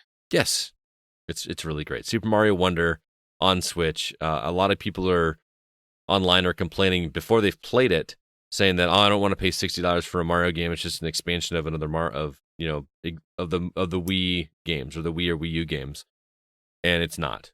This is definitely its own thing. Expert level design. Oh, and I wanted to mention this for sure. The sound design in this game is absolutely incredible. I don't know how to sell this without you actually hearing it, but they're just things that you do when you jump on things. The sound that it makes when you defeat an enemy, or the little music blocks that you run across. Remember the ones in Super Mario Brothers 3, the white ones with a black note on it? Here they're multicolored, and you just run across them, and it plays like a little like jingle as you go around. But everything that you interact with makes some crazy sound in your head that just really adds to it in ways I was not expecting it to. It's great. And there you have it. Super Mario Wonder, playing it on the Switch. Cannot recommend it enough. Strong recommendation from Scott Clark. I will probably have it finished by next week for sure.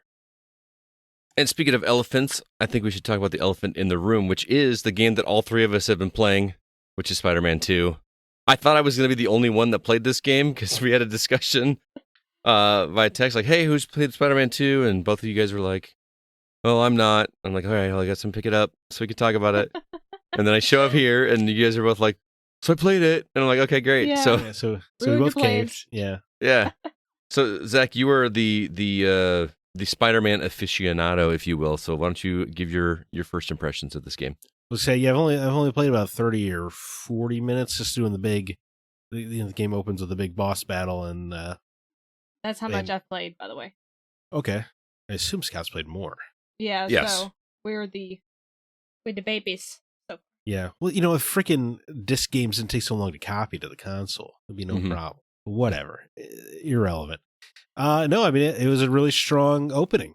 It was a great little opening boss battle, and I was very happy to see Peter Parker's new job, because that's my favorite. yes. That is my favorite job of his from the comics. So it was just, I think that's where he makes the most sense. And yeah, so I mean, it was great. It's such a weird kind of game to talk about, because it is, in so many ways, it is just the last 2 Spider-Man games we played. Yeah. But in other ways, I mean, those games were good. So I guess there's nothing to be upset about in that regard. I don't know, Alyssa, what did you make of the opening moments?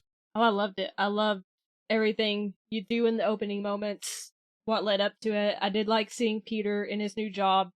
Made me laugh. I was surprised at how easily the controls came back to me. Like, I just instinctively started, web swinging, even though the screen was telling me what to do. I just already knew. I'm like, I don't usually retain that information with games, at least that I haven't played in a couple of years. It's like get back on a bike. Yeah. Except I don't know how to ride a bicycle. So that's a bad example. Yeah, I know. Bad example for me. We've had this chat with her. I don't know if I've had the chat on the podcast before. Well, for some reason, it's not information to me. It doesn't feel like news to me. I'm sorry. I'm trying to remember what I told. I'm like, what did I tell you about I didn't mean to interrupt thing? you. I'm sorry. It doesn't matter. No, I was the one that got things off track. Anyway, I just loved how easy it was to get back to the game, and seeing the two interact was yeah, Miles and we know. Yeah, I don't think this is a spoiler. I don't think so. No, that would be a weird spoiler. I'm pretty sure it's in the trailer. Anyway, they interact very well together, and I liked their different powers they have when you are fighting in the opening moments. See, I don't like Peter's powers with the weird tentacle things, but for me, if I may, one thing I did not like. I knew I would not like it, but it's actually even worse than I thought. Is the web wings? I'm not crazy. I'm not great at flying in games in general, so when I saw the web wings, I'm like, oh no, I'm going to crash into stuff. Did not crash into anything yet. But it's not even gliding. You can just straight up fly. And that is just so far removed from the Spider-Man fantasy for me that I will not be using it unless absolutely required. I just think it sucks, honestly. Yeah, I just want to swing. I keep forgetting that it's there. I just keep swinging and... Okay, so you don't really have to use it? Well, I think it will be easier because there are portions where you're going to have to go across the river and there's nothing to grab onto. Well, there's the bridge. Well, yeah, but if you don't want to go to the bridge, you just, I'm using the bridge, sorry. As the crow flies. That's what you did in the game Ultimate Spider-Man, because they had queens in that game. You would just have to take the bridge. Well, I mean, you can literally glide on the water like Jesus. Right. Like, for a little bit. Until then you just got to jump out and get some momentum and keep doing that. But with the wingsuit, I could just get across the rivers, no problem. I know they have the wind tunnels or whatever that accelerate you. Right. Yeah, just kind of it's weird.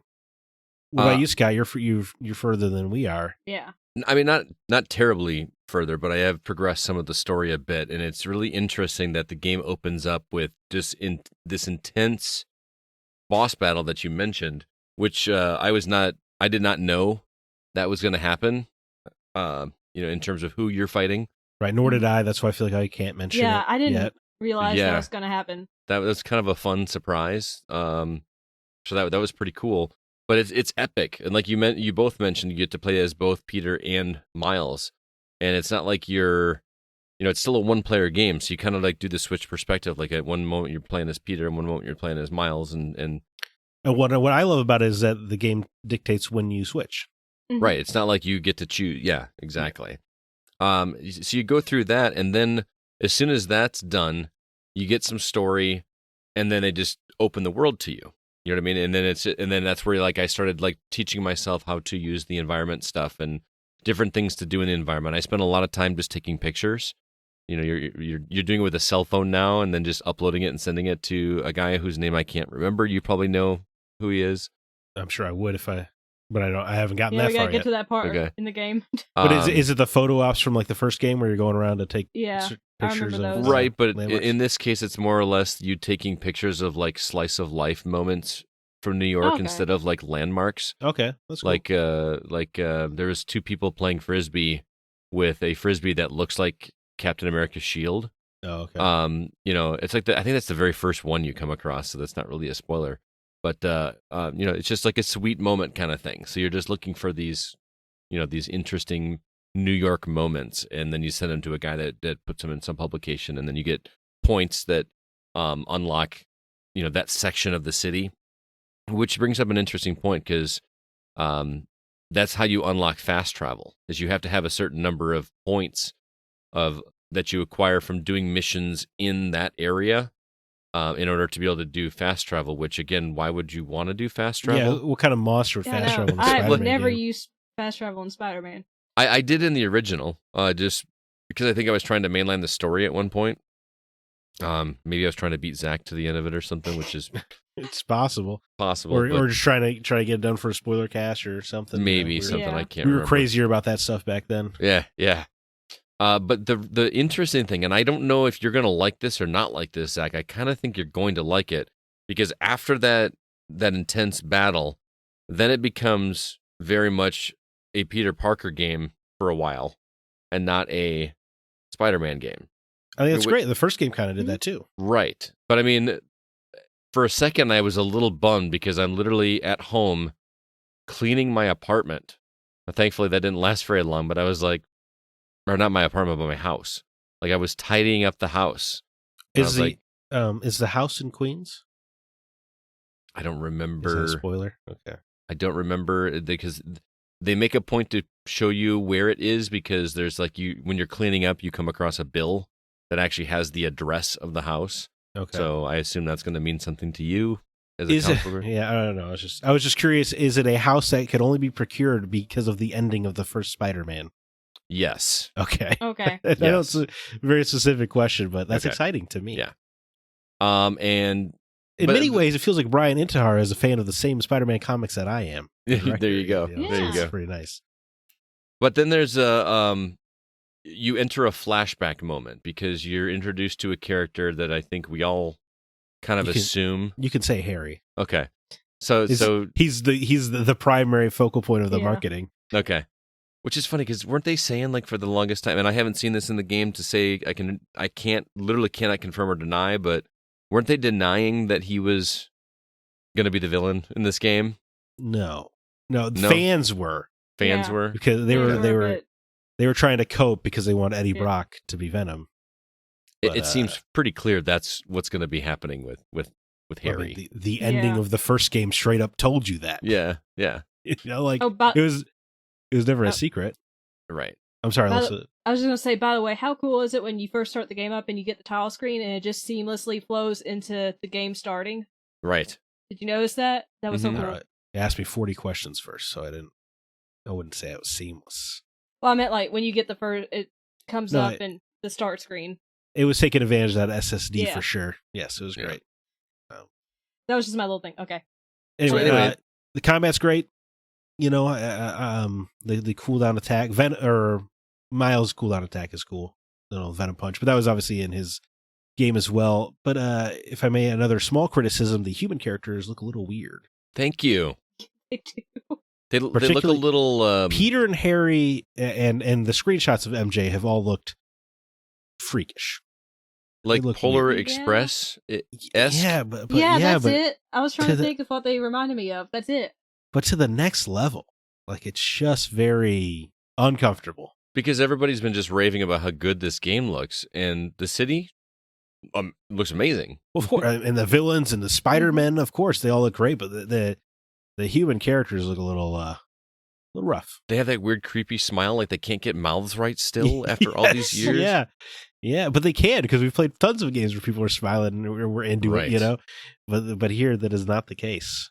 Yeah. Craven looks cool. I guess I'll give Craven his props. Yeah, I mean, I only saw him for about 30 seconds, I feel but like. but he looked cool. Oh, he looked cool, yeah. Yeah. I thought it was cool. I don't know. That could be a spoiler. We'll talk afterwards. Oh, boy. We're in sensitive mode. I guess it just I don't know. come out. It just came out like 3 You're days ago. So, but the thing I was going to talk about, like this, like slice of life stuff. Like part of the story is you reconnecting with Harry. There is a moment like when you first introduced Harry. There's this whole section that I think you're going to love, and I won't spoil it, but it turns into flashbacks of you and Harry when you were in high school, and they use that as a way to train you as well. Like there's some of the mechanics that you may not have used in quite a while. It's just really, really well done. I'm enjoying it. So I feel like this story is going to be a very focal point of the game, much like the original was, I was very pleasantly surprised in the original with what they did and how touching, and they kind of went their own direction in the original game. So yeah, the game was great for me because I'm not in love with Spider-Man as I was 5 years ago, like overall. Mhm. But it reminded me of why this is my favorite version of the character. Mhm. This universe, and Yuri Lowenthal is just, immediately perfect in the role. He's just great. I am still trying to get used to his voice coming out of that face. I was just Yeah. gonna say, there's a couple moments where I'm like, that was definitely more Yuri than it was Peter. You know what I mean? Like, oh yeah, sure. Yeah. it sounds like I mean, Yuri's not. I mean, how old is Peter in this game? He's got to be like mid-20s or 25, I believe. I don't know. He's He 20 said he got he's- his bachelor's degree at 25. So he, So he's at least 25. yeah, Because he's the at first least game he was 25. 23. Mm-hmm. But So, there are yeah. moments where Yuri speaks where he's clearly not a 25-year-old guy. I would say the dude is like 50. Yeah. So, he's been doing voice acting for a while. But the other head or whatever just felt more natural with his voice coming out of it. Yeah, I And- agree. It's a very young looking 25-year-old as Mhm. Peter. I feel like they tried to put more Tom Holland in his face, but it's not fully Tom Holland. It's like Wish.com Tom Holland. Right. It's Disney corporate mandate, Tom Holland. Yes. There you go. Yeah. There you go. And that's fine. I'm not one of those crazy people about the face. I know that the internet won't shut up about the face change or whatever.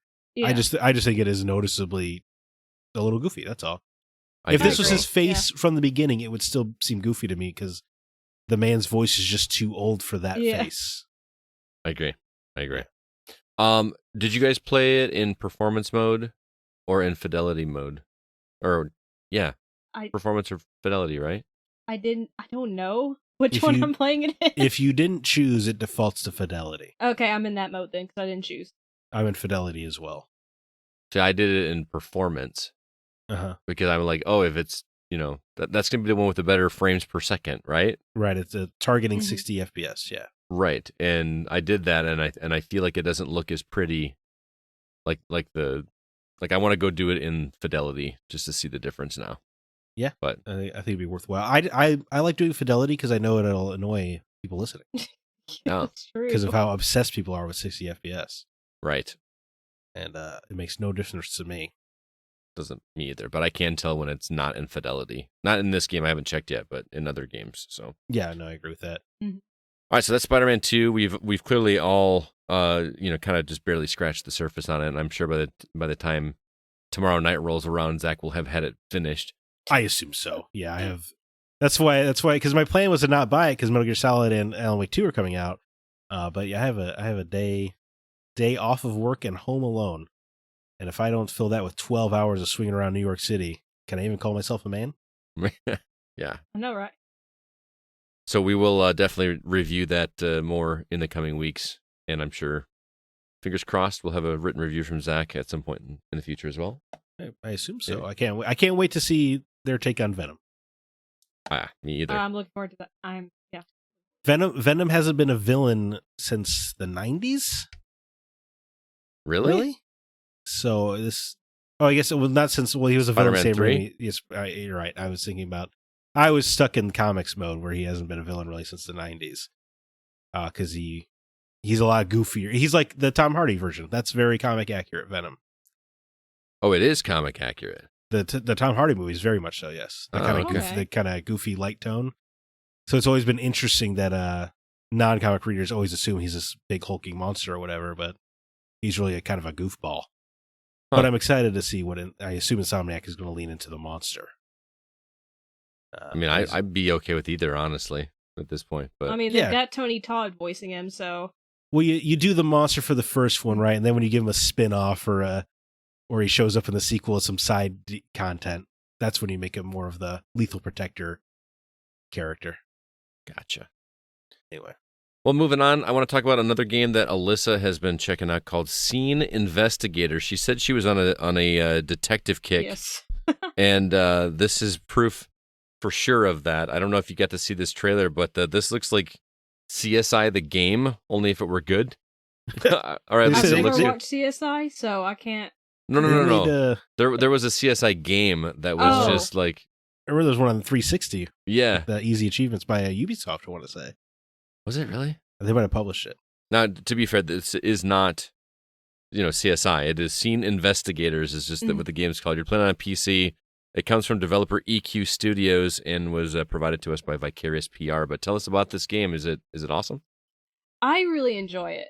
Like I said, and like you said, I'm on a detective kick, and that's all you're doing in this game. You're going to, you as a player are put in this simulation, and there's an AI telling you select the case you want to go to, and there are 4 cases available from the start, but you have to play all of them and pass all of them before you can unlock new cases.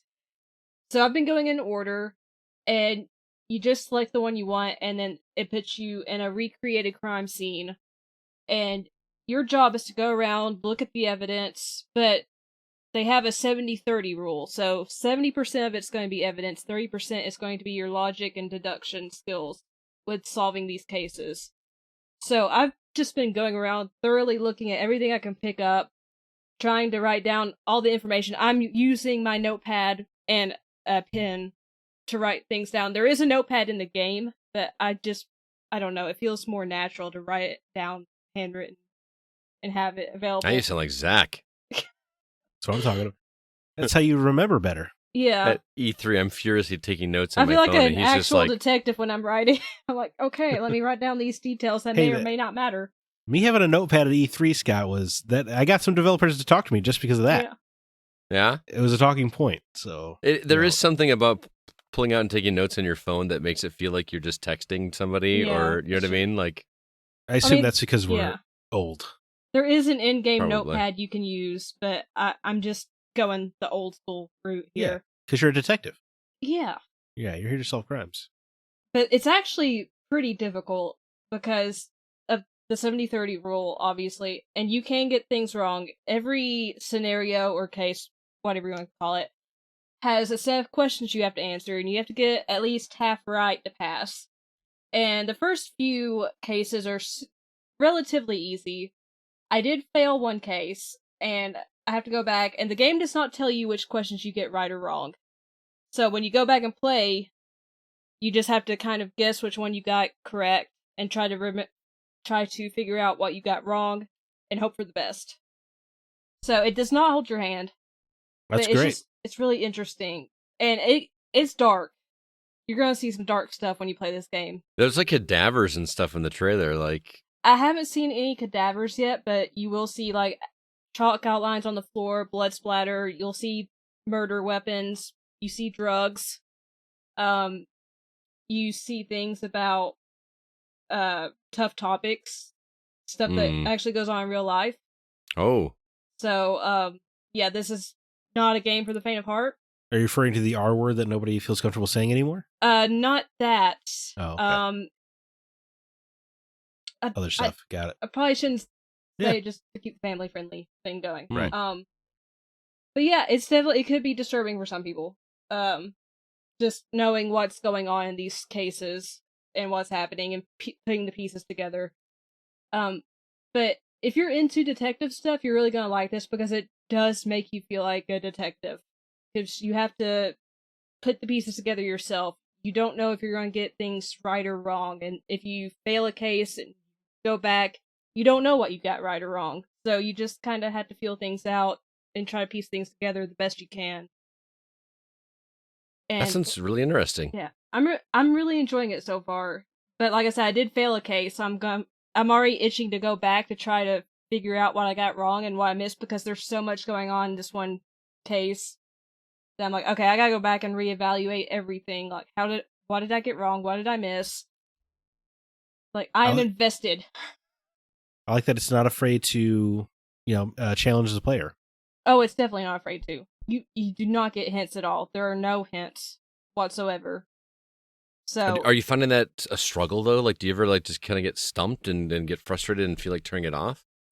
not for me, no. But again, I really enjoyed trying to do detective work. I'm not a detective, but it's fun for me. So, it just kind of makes me want to be as thorough as possible and think as hard as I can. And I'm like, I have to solve these cases for these people that don't exist, but lives are on the line, Alyssa. I've got to bring. Well, some of them have already gone ahead. I've got to avenge them. I got to bring them justice. So, I would say if you really do want to play like a detective game and you want to get into like crime scenes and evaluate, this would be the game for you. I mean, if you're not interested in that, you're not going to enjoy it. If you don't want to have to think a lot or make notes or things of that nature, put pieces together yourself, it's not going to be the game for you. But if you want to, challenge yourself, get into the detective head space, kind of, I think you'd like it. All right, again, that is Scene Investigators. It says PC, but I assume you're playing on a Steam Deck? No, I have to play on PC because you do have to type things in, because when the questions come up, it's called an exam. There are questions, you have to type those in. Gotcha. Answers. So you have to play on an actual desktop like a peasant. Yes, you do. Yeah. Fortunate. Not playable on Steam Deck. Gotcha. All right, got a couple other reviews I want to share with you guys very quickly. I sat down with CJ Moore, who we talked about meeting at R2V2 in person. He came to talk to us about a couple games. I'm going to play those for you right now. Well, hey there, CJ Moore. It's been a long time since we talked to you. How you been? Oh, good. Yeah, it's been a week since I was sleeping on that couch right behind you. Well, yeah, it's been a long time since we've had you on the show, is what I meant to say. But yeah, you were sleeping right on this couch behind me. So CJ came all the way up from Flagstaff, Arizona to attend R2V2. It was really good to see you in person, man. Yeah, it was a lot of fun. R2V2 was a blast. Hope we do it again next year. Can't wait. I hope so as well. But you were here to talk to us about a couple games that you've been reviewing for us. We're going to start with the game called Ugly. This game comes from developer Team Ugly and was provided to us by Sandbox Strategies. I am very intrigued by this game. I love 2D puzzler type deals, and this one looks really interesting. I mean, I don't think the title is doing it any service or anything like that, if you really want to sell a game, but tell us about Ugly. Yeah, well, Ugly's a little apropos. Yeah, like you said, it's a 2D side-scrolling platform game, a lot of jumping. You're this ugly little dude who's running around on the map, and he's in this kind of mansion, castle, defunct, rundown mansion place. And you wake up and you're drunk and you're just stumbling around, and you come across this shard of a mirror on the map. And the shard of the mirror gives you the ability that you use to solve the puzzle platforms, and that's that you put the shard on the map, and it has a reflection of you that it projects onto the other side of the mirror. Right. I don't know if I'm going to explain it very well. It's kind of a confusing little mechanic, but it's a lot of fun because you put that shard in the middle of the screen, and you have your dude right next to it, and then on the other side of the shard, you have like a mirror image of yourself, and when you move your character, it moves both characters but in opposite directions. Correct. Is that the right way to say it? So if you run away towards the left side of your screen, then your reflection is going to be moving to the right side of the screen. Right. And how do you use that to solve puzzles? Well, when you put the mirror shard down and you have your projected reflection, you can press the X button on Xbox, and you can switch places with your reflection. So your reflection can run through walls, but your physical body can't. So If I come up against a wall, I put the shard down, and I run away from the wall so that my reflection goes through the wall, and then I switch places with my reflection to get on the other side of the wall. That's like the Gotcha. most basic way to utilize, your shard piece to get Now, past obstacles. my worry with problems like that, or with puzzles like that, is that you're going to have both characters placed at specific places at the same time. Mm-hmm. You know what I mean? And you got to like navigate. Is that like a? I don't know why my brain struggles with that kind of puzzle. But do you have to It's do not that in here? easy. I finished the whole game, and towards the end of it, I think I was barely getting to the point where I had some kind of movement fluidity in traversing the map. Mhm.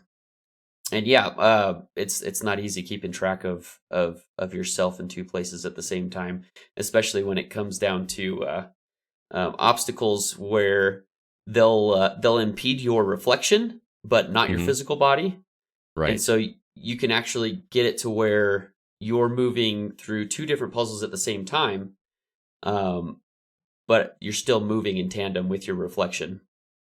You Right. just need to It's got to butt be. up against the things and stagger yourself and keep switching back and forth. And yeah, it can be pretty challenging. Those are puzzles that I always wonder how people come up with that and how you are able to come up with a solution. It's like doing two puzzles at once almost. It's really interesting. I think that the game looks gorgeous. I mean, it's not like any kind of realism or anything like that, but the color palette's really good. And the puzzles look genuinely interesting. Just there was a puzzle I saw in the trailer where there's like a giant, for lack of a better word, seesaw where you got to have one guy holding a seesaw down and then you getting on the other end to lift you up, and it just looks like fun little puzzles. Yeah, but it is. It is. It definitely was a brain workout, and I think I wrote that in the review. It was a real challenge to try to. It's kind of an open world hub and spoke system, Mm-hmm. and so you're going 2D side scrolling, but you have to get through the different corridors and hallways every time you go from one side of the castle to the other. And eventually, I just had it memorized when I had to go here to here. Then I need to go this way, up, down, halfway down a ladder, switch sides with my reflection, fall the rest of the way with the reflection, so that it's inside. It's mind-boggling. I don't know All right, so how people come are up you with this stuff. are you recommending this one for people to check out? Definitely, if you like puzzles, if you like 2D platformers, it was challenging to the point that it was enjoyable. And I'd never remained stumped very long, but there were a few puzzles that absolutely had me, putting my head in my hands and almost giving up. But the push was worth it, and it was very rewarding. Nice. For something that Again, challenging. It paid off. that game is called Ugly. You're playing it on Xbox. I believe it's on other platforms as well. So yeah, check that one out. I've got one more game to talk about as well. You are in Avatar: The Last Airbender fan. I learned a little bit about the lore of that from sitting with you when you were here in Rockford last week. But you get to check out Avatar: The Last Airbender: Quest for Balance, also on Xbox. This one comes from Bamtang Games and was also provided by Sandbox Strategies. Now, I want to tell everybody like my first experience with this game, because again, I know nothing about Avatar, but you brought Sure. your Xbox with you and sat down to show me this game. And my introduction to this game was like a little mini game where you had to jump back and forth between these ribbons of light or something and just collect whatever. And if you got hit once, it would start the whole thing over again. So it was not a great introduction to the game. I don't know. I know nothing about Avatar, but I would imagine that there's got to be some action and that there's some good character things going on in that show. I was not expecting a mini game of sorts, but tell me about this game. That mini game was kind of like a rail kind of thing, and each level has one, and they're almost identical. They just got different characters doing the rail racing, the almost temple run kind of race. There you go. But no, it became very apparent very early on. This game was targeted towards way younger audiences. Mm-hmm. There is puzzles. They're not hard. They're tedious. So it's hard for me to talk so poorly about it because I did not enjoy it at all. Okay. But my 8-year-old son, he's very into Avatar as I am, and he knows the story. So let me back up a little bit. The story of the game is the story of the TV show, and it's being told retroactively by your uncle.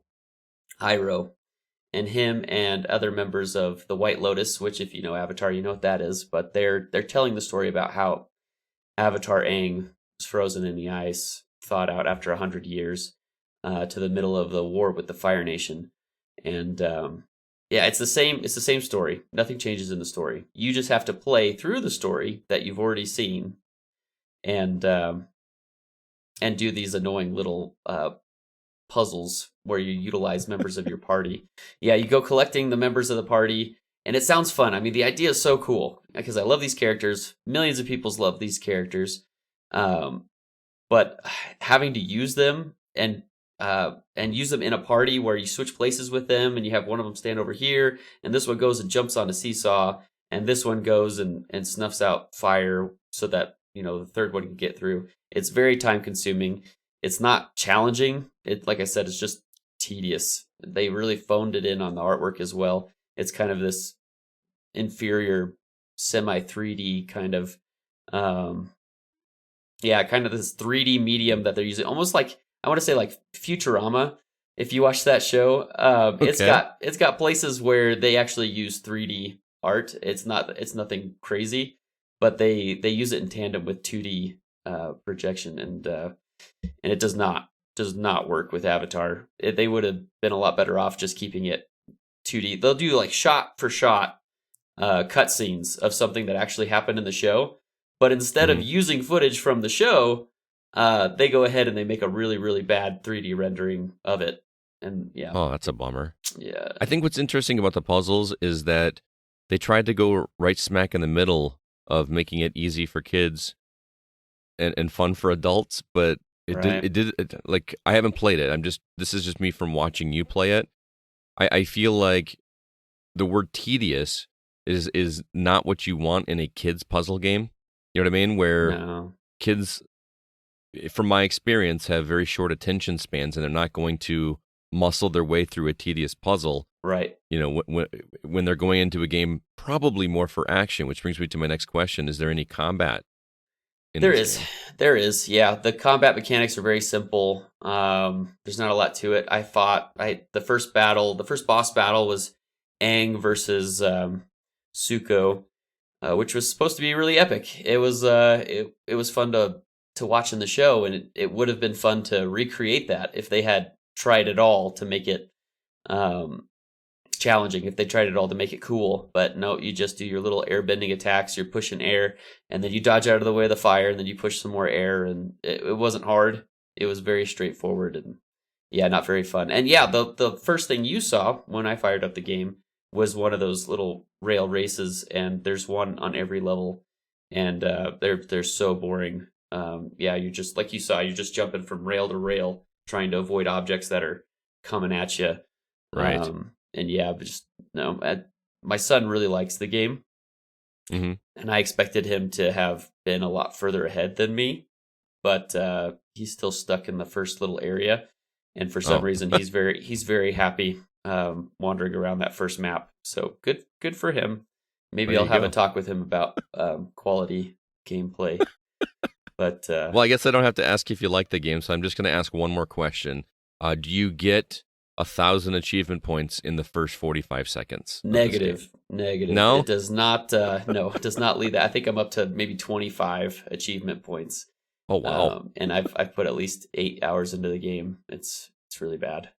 Oh man, that's a bummer. I know you're a fan of the show. I'm not sure where those achievements are, but they are not in the first 45 seconds. I know you're a fan of the show. I'm sorry this one didn't work out for you, but thanks for checking it out for us. Sure.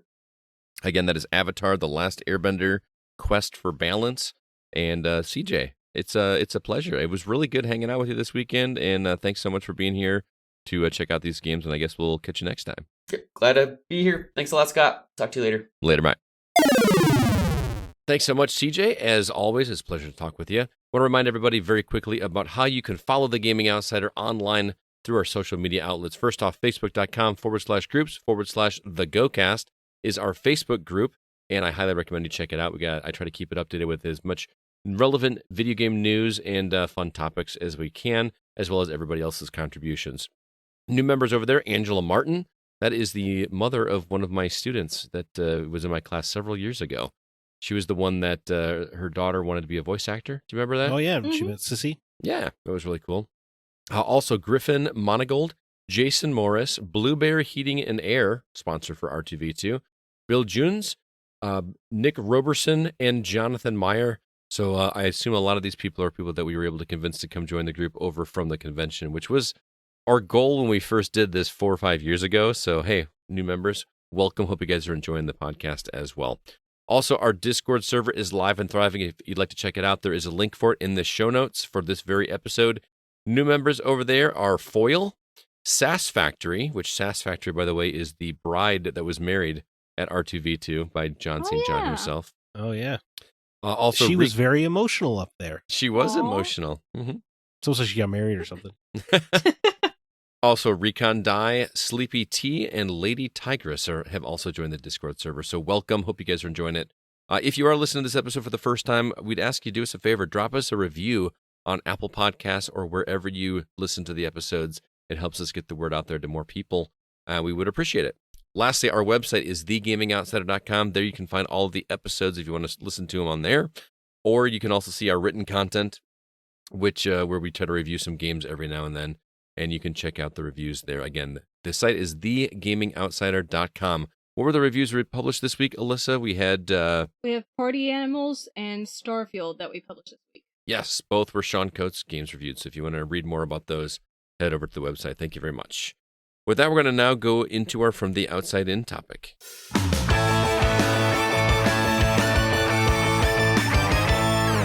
R2V2 2023 is officially over. So yes, we will finally stop talking about it. But we thought we'd discuss video game conventions in general and whether or not we like to attend them.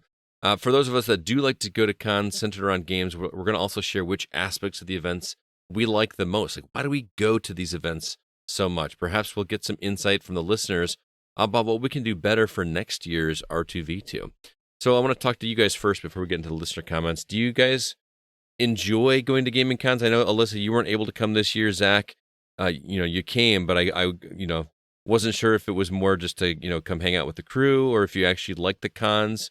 Do you like going to conventions like this, or would you rather just stay home and play the games?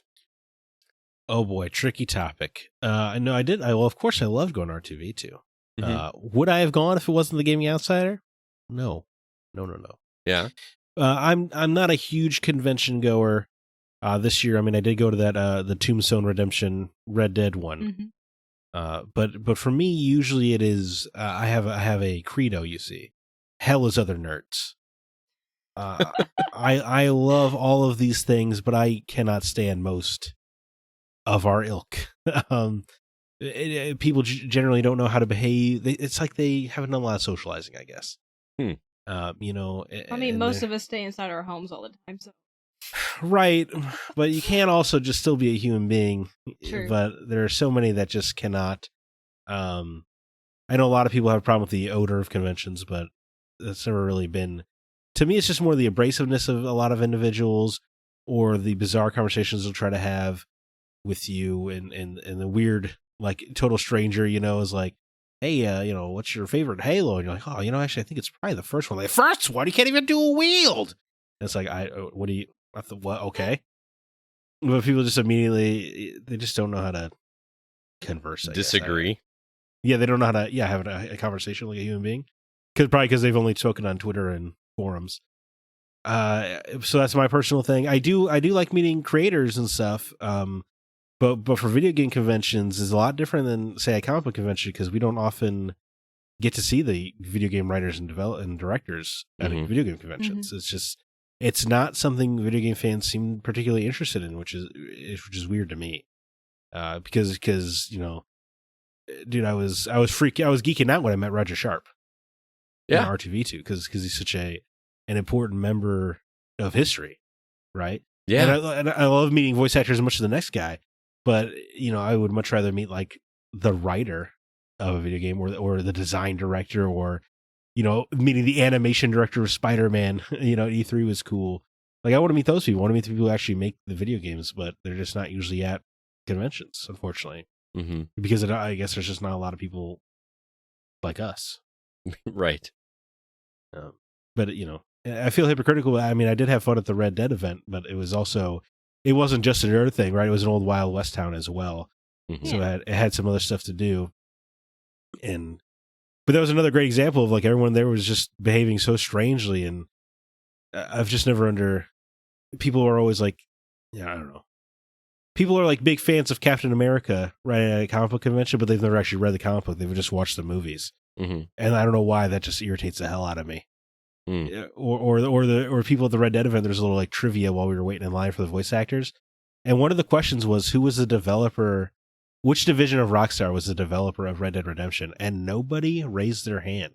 I didn't because I don't want to speak, so I'm sure there were other people like me, but the people who like everyone just like Rockstar, like no, which division? And they were just like Rockstar. No, they're asking you. Rockstar San Diego is the answer, but it's just weird to me that.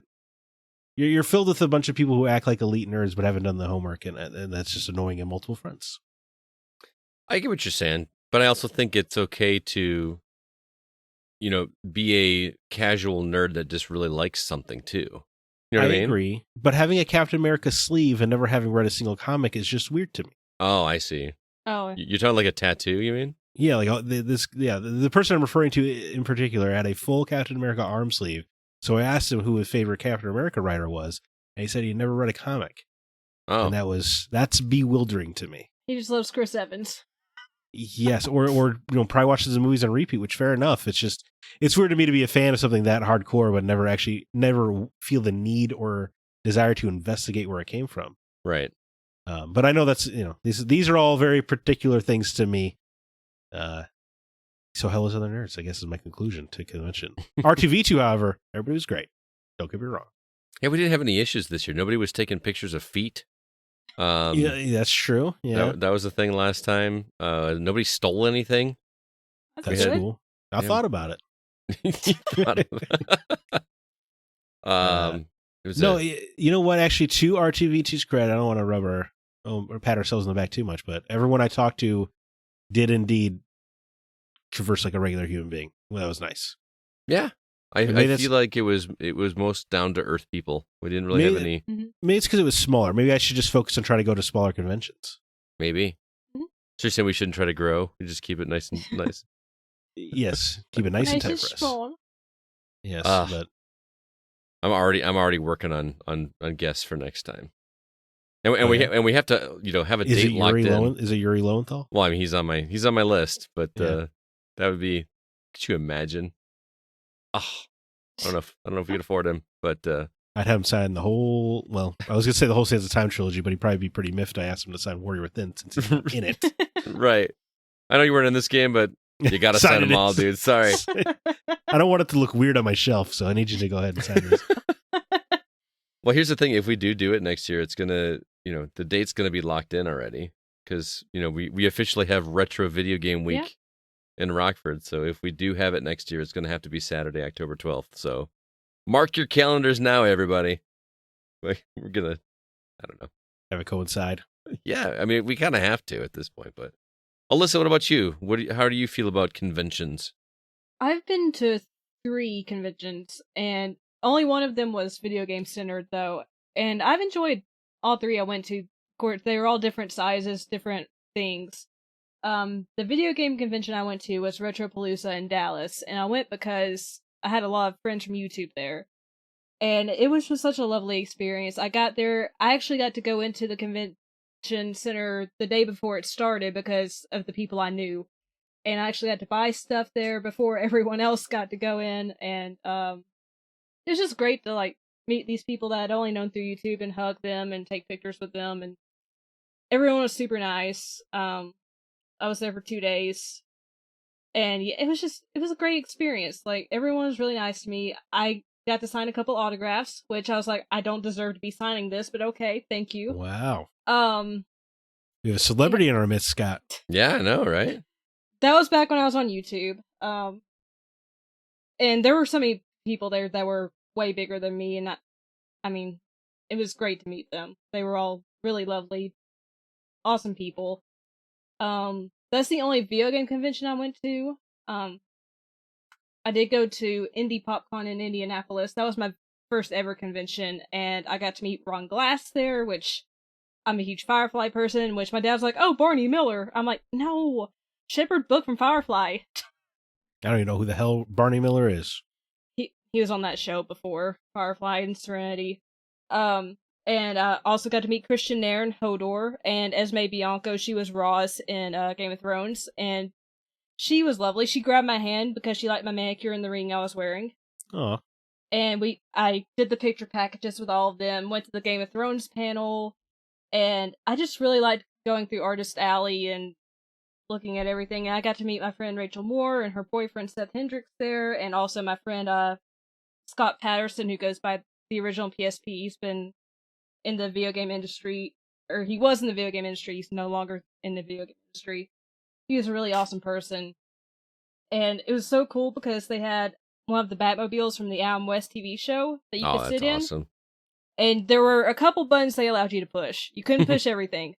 But I sat in that, and yeah, it was just really cool. And I am kicking myself because I wasn't into Doctor Who at that time, but they had Sylvester McCoy there. And I did not get a picture or autograph or anything from him, and now I'm like, I wish I would have, because now I'm a Doctor Who fan. That was a great experience, again, but I also had friends there, so that helped. And then lastly, the third convention was a much smaller convention. I went to it twice in Fresno, and it was just at a mall, but they had, Artist Alley set up again, and they also had people that, there were cosplay competitions, and I got to hug R2-D2 twice, which was highlights of my life, hugging him twice, and he just beep booped at me, and it was so cute. But they also had Jawas. Did he rip off R2-D2? R2-D2. Oh, he did. Yeah, he did. We're going to have to call Disney. Right, and sue him. They had Jawas though. That's my favorite. Star Wars alien. They were taller than me though, and I'm like, Jawas are supposed to be. They were people dressed in suits. I would say that's not a Jawa. Deanie. But that one was much more small scale than the others. But it was cool just to look at what I'm a sucker for looking at artwork people have made, and things they've crocheted or stuff like that. And I always end up buying a couple pieces. I do have a funny story from Indie PopCon. I know this is going off track. I went with my parents there, and they had Bumblebee from Transformers, and there was a guy in the suit, and all he could do was control the arms to a very small degree. So I took a picture with him, and he was like, do you want to do the prom pose? But we couldn't do it from the side because he couldn't turn his head. So I'm like, yeah. So I held his hands while he had his arms stuck out. It was a cute picture. My mom wants to take a picture with him, so she goes up, and she goes to give him a hug from the side. And she reaches her arm around and says, Bumblebee's pretty tall when he's not in car form. She accidentally touched an area, and he just goes, someone just touched the no-no spot. And my mom just turned red. You could hear it throughout the entire convention hall. That's really funny. Your mom copped a feel. Yeah. It embarrasses her to this day if you bring it up. Because she didn't mean to. Oh. I bet he did some transforming in that costume. I don't know. Next time we meet her, I'm gonna ask her about molesting Bumblebee. Please do that, because yeah, it's funny for everyone besides her. But the guy got on the speakerphone and said someone touched the no square on Bumblebee, and Mom was just mortified. I'm sure that's not the first time that's happened. I know, he put her on blast. That's really funny. But yeah, that was a fun memory. So that was my spiel about the 3 conventions I've been to, but I do want to make it to R2-V2, hopefully next year. Sweet. Yeah, I just gotta get all my problems worked out here. We can't do it annually, Sky. I cannot go to Rockford every year. Just can't do that to myself. I mean, imagine if you came and just a little bit earlier so we could actually hang out and play some games together. Or... Well, maybe after. There's no way I would be getting your attention before the convention. That's true. That's probably true. Hey, I'm still offering to have you guys come to Huntsville so we can all hang out. Yeah, we could do that this summer. I would love to do that. At that house. I mean, oh my god, the house. Yeah. At your house? At which house? Oh, the house. I mean, you could come to my house. I mean, I got space. Well, it's very limited space, but there's space. But it's just in a different city. It's not as cool as Huntsville. We'll figure something out. What about you, Scott? What's your convention history? I mean, I know you go to a lot of retro gaming cons because you had to get an NES library. Yes, that's been the primary reason that I've been attached to conventions is to try to search out any copies that I could fill the gaps in my NES collection. But over the years, attending them mostly with CB, I've been to the Midwest Gaming Classic. I've been to Video Game So you haven't Summit. had fun in any of them then? No, I had fun. I mean, I go and I do my scouring, and then I go around and go around just for fun. I was just You know trying what I to mean? make fun of CB. That's all. Oh, I yeah. got it. I got the dig. I did not. But for me, and it's kind of the opposite answer for that you had, Zach. I know you said that you're not a big fan of nerds. I love being around people.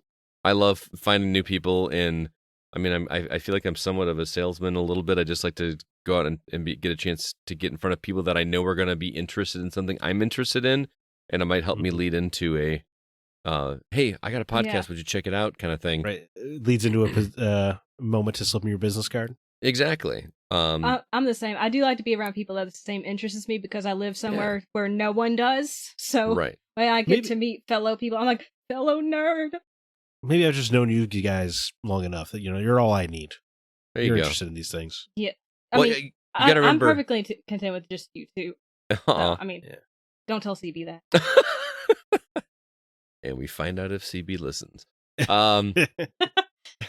No, I grew up like all I wanted was for friends to be as interested in this hobby as I was, and there just wasn't anybody. I didn't have a Zack or Alyssa when I was growing up that just geeked out about this stuff nearly as much.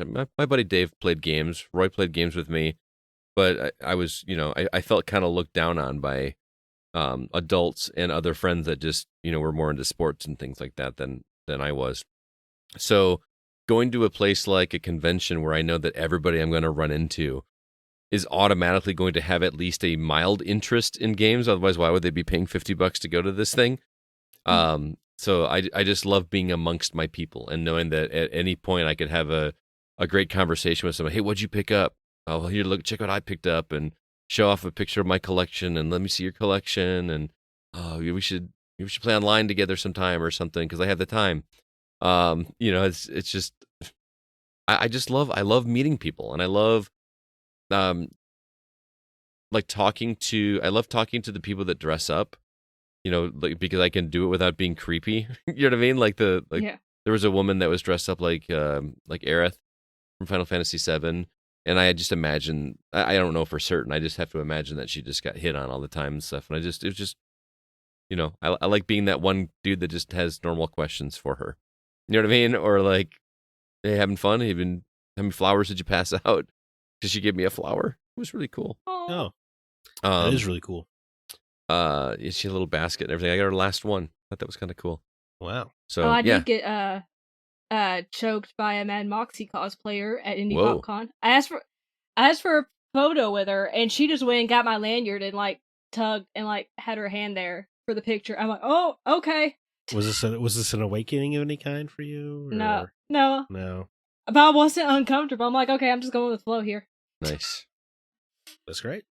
The other reason I'm the curmudgeon. So I'm the a-hole then. I'm not saying you're the a-hole. I'm just saying that. I feel like I will say I was at Indie PopCon, and this guy came up to me because I don't know, he had my mom noticed he had a shirt that was similar to mine or something, and he's trying to give me his number, but then he's like, I'm married and have kids. I'm like, no, go away. It's all very well. That's weird. Yeah. I'm like, no. I'm trying to be more open-minded. I feel like I want to go to other conventions that are not retro conventions because I've been doing that, just for the collector thing for so long. Because I'm also interested in just learning about like meeting developers and especially indie developers. That's what I'm saying. Yeah. I want to go to. I know we've talked about going to E3 and stuff in the past, but I want something like that that's not as such a grand scale as E3, and it's just the small guys. What's this cool game that you're coming up with? And I think that's great too, but I also kind of just want there to be a convention similar to E3 where we got to meet all the game developers and stuff, which is cool. But obviously we had that privilege because we were press. Right. But I do kind of wish there was a convention for video game creators like there are for comic book creators. Mm-hmm. Because, you just walk down the artist alley and you see a bunch of comic book artists and a bunch of writers. And I think that would be cool to replicate for the video game industry because it's awesome. Why do people not want those signatures? Like everybody wants signatures on their comic books, but nobody wants artist signatures on their video game. I have no idea. I just think, based on I can only speak to my anecdotal life experience, but most people don't care who a video game director is. That's true. Sometimes they might care about the publisher. Sometimes they'll know the difference between a publisher and a developer. Yeah. But it really does. It's kind of a weird medium. It just feels like no one actually cares how these things are made. Yeah. As long as it works. Yeah. Well, even they're still going to have a complaint. Yeah. It's just kind of like how many people care about who Brian Intar is, Mm-hmm. True. That's the guy, you get to meet him, didn't you? No, I did not meet Brian Intar. Who did you meet? I met the animation director. Okay. Which was exciting for me. That's really cool. He seemed quite flattered that somebody recognized him by appearance, But that's fun. That is Give cool. me a hug. That's so sweet. Yeah. I remember that. I was there. It was pre-COVID days when people would hug each other. Yeah. Now you get funny looks if you offer a hug. Yeah, well, or if you like cough to clear your throat, it was like, whoa. Yeah. Yeah. I still hug pretty much anyone that wants a hug. So I'm a hugger as well. I am too. My mom tries to tell people I'm not, and I'm like, shut up, Mom. I hug people. This may surprise you guys. I'm not much of a hugger. Well, sorry for hugging you at R2V2, man. No, I'm happy to receive hugs, if I should clarify. Anybody wants to hug me, that's fine. Yeah. But I will never offer a hug, is what I'm saying. Gotcha. Okay. Zach will not offer me a hug. Cross that off my bucket list. Right. It's just not going to happen. If you want to hug me, I'll hold on to you. Just not going to initiate it. Okay. Yeah. All right, well, we had a couple. I like to be seduced into the hug, okay? We had a couple of comments about this topic I put on social media. The first one came on Facebook from Sean Coates. He said, I enjoy attending retro conventions to try and score some deals on games, but I also enjoy them for the fact that they're always organized by fans for the fans. Southern California got its first 2 retro conventions in early 2016 called the SoCal Retro Gaming Expo, which at first was a free event, but is now roughly $30 a day. Most special guests were predominantly retro YouTubers like Pat the NES Punk, the Gaming Historian, and the Metal Jesus crew. They eventually got the Angry Video Game Nerd to attend as well, which was a big deal. Also, fun fact, for a couple years, there were 2 competing conventions. Some vendors, I guess, had a falling out with the organizers of SoCal Retro, so they split it off to start their own and called it Retro City Fest. In my opinion, it was a better event than the original. They had a better venue. Their VIP guests consisted of actual gaming legends. It was at this con where I got to hold the legendary PlayStation prototype. That's another fun thing, too, is just seeing rare things that you just would not see anywhere else. I got to see, I know this is not a big deal to a lot of people, but the Nintendo World Championship card. I actually got to hold one of those. Wow, that's cool. That is cool. It had a 6-digit price tag on it. But I got to see one. That was pretty cool. Did you have to put on gloves first? No, it was in one of those plastic, those like really hard plastic cases. Yeah. And the guy was, keeping a very close eye, so it was in a plastic case and it was under glass, like in a big glass case. But he actually let you hold it? Yeah. Yeah, I was kind of impressed. That was pretty cool.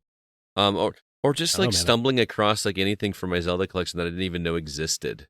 You know what I mean? Like I've gotten some Japanese versions of Zelda games. Like I got Minish Cap on for what was that? The GBA. Yeah, I got that. I got an old Game & Watch game. Just random Zelda. Oh, I wish I could show it to you. It's like this giant like box, like a chest, but it's a cube instead of a like a long chest. You know what I'm talking about? Yeah. And it's just branded with Nintendo and Zelda stuff all over it. Oh, it's yeah. Very, very old, but it's clearly from the late 70s or early 80s. It's got to be 80s because Zelda wouldn't have been out before that. So right. No, I know the exact cube you're talking about. Ex-wife had one. Oh, yeah? Yeah. It's very faded. Like the stuff is actually still coming across it. I got to figure out. I want to know if I want to like seal it. Can you seal that? I don't know how that would work. Just like Hermetically a clear, seal it? like a clear coat is what I'm saying. I don't know if I want to Oh, yeah, I don't know. just to That's like save that. what's left of it, but then you're not having the original. You know what I mean? It's like It that sounds weird. risky. Yeah. But I mean, I even feel if like you pick it up, like pieces of it come off. You know what I mean? So Right. So you got a pretty ragged one, I guess. yeah, I mean, it was still like $120 or something. Yeah. So There's one in a retro store around here. You want me to see if they have it for sale? yeah, if it's in better condition than mine, It seemed pretty solid condition, but yeah. Yeah. And while you're there, Menace Beach, Big Nose freaks out. Just saying, okay, I'll keep an eye out for those. or a nose Absolutely. out. All right, Is all we my gotta. nose big? You say I have a big nose? No, What are no. you trying to say? No, Actually- your nose is perfect. We only had one other member. Speaking of this, this comment that Zach's going to read for us, Jay Henry reached out to me because he has a buddy that owns a retro game store down where he lives in his part of the country, and he said he would reach out for him. They didn't have it, but I thought it was a pretty cool gesture. He's a really nice guy. So anyway, take it away. Jay Henry writes, I want full disclosure on the behind the scenes of our games being made with transparent panels from devs and studios. It's far too often AAA releases are coming out unfinished, but all we get is a lettered apology with actual zero accountability.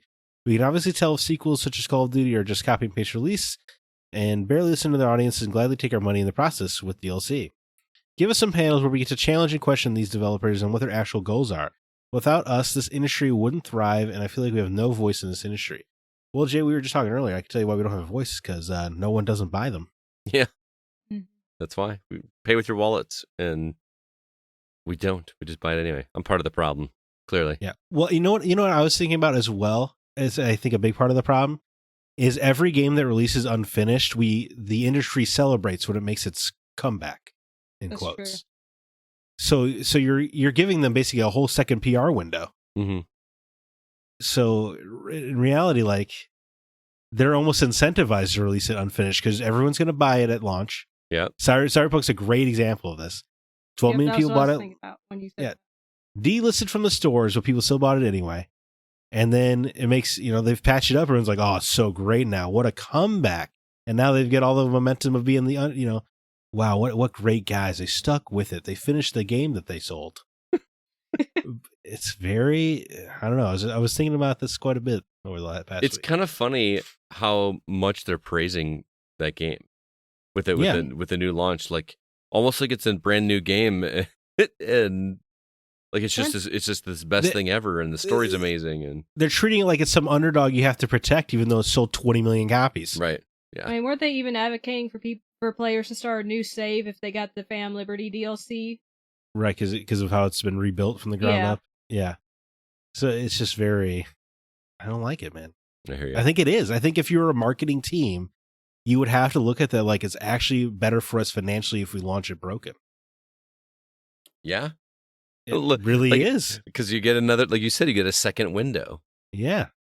And in the second window, it's only positivity. right? Mhm. If you do it right, Yeah. It's unbelievable. like maybe they're doing it intentionally. Is what you're saying? Like I'm beginning to see, or at least that's like, hey, it's not ready. And then the marketing team's like, well, we don't need to delay it because of look at Jedi Survivor. It came out, it didn't work. It sold gangbusters. And everybody patched up like, oh, guys, you got to play it again, man. It runs well now. So pretty much like the people that buy it day one are the early access players. Right. Yeah. And then when Isn't they that what- patch it, then that's the full release. you're punished. that's how you've talked about it in the past. Like you're paying extra to be a beta tester, basically. right. Yeah. Which is kind of Nonsense. interesting. So anyway, Jay, you're right. I wish they did have panels, but they would never obviously open themselves up to these lines of questions. I mean, Blizzard basically collapsed on stage when one guy asked if it was an out-of-season April Fool's joke. The Diablo mobile game, like they're not going to open themselves up to these kind of things. But yeah, especially the public. I mean, look what happens when they give a microphone to people at other conventions, like even Comic-Con and stuff. There's this ridiculous questions that get asked. Right. Yes. You know what I mean? So, actually on Green Lantern 48 issue, 12, page 3, it said that, you could never have blue, and yet there's blue lanterns. How do you rectify that? Yeah, that kind of stuff. Well, I would rather have that than just like, being offensive or just like Oh. Oh, yeah. being intentionally trolly. Or You know what I mean? try to make the moment that gets put online. Right, exactly. I understand what you mean. So I don't know how I feel about panels because I've been to some panels for events. There was one in what's the one in Chicago that I cannot remember what it's called now, but I went with C2E2? C2E2. Thank you. Miserable. Hate that place. Continue. Oh, really? Yeah. It was the first like big one that I had been to, and I got to see the Back to the Future cast at a panel. Oh, okay. But that was, it's Michael J. Fox and Christopher Lloyd and Leah Thompson. You know what I mean? Right. Like I couldn't not go to that. But I just don't know, like with video games, if that's something I'm super stoked about. Like maybe this goes back to what we were talking about earlier about like why don't people get their video games signed by the artists and stuff, because they're not as much the face of the games as the voice actors and the main people. Like, when you have a Borderlands game, are you gonna have the art director sign it, or are you gonna have the head guy from Randy Pitchford? Randy Pitchford sign it? Yeah, but I'm saying even those people don't go to conventions though. I mean, he was at E3.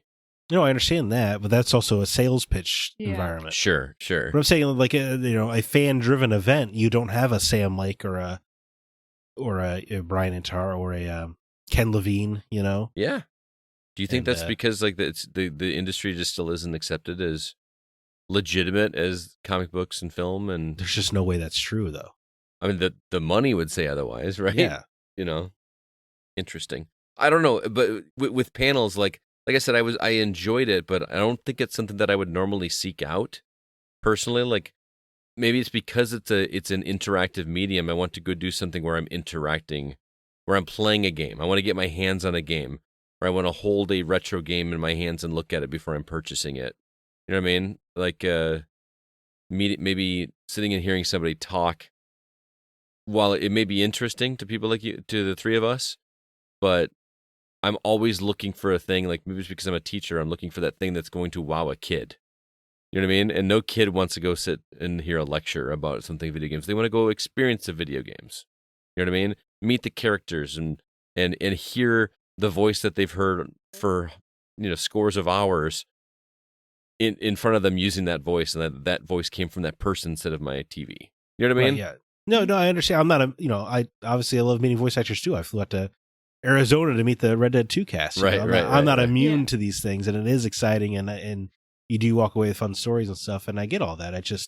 I also think it would be exciting to have like a round table of, like let's give the head of each of the PlayStation studios at a PlayStation event, there's like a round table panel or something. Mm-hmm. That would be incredibly fascinating to me.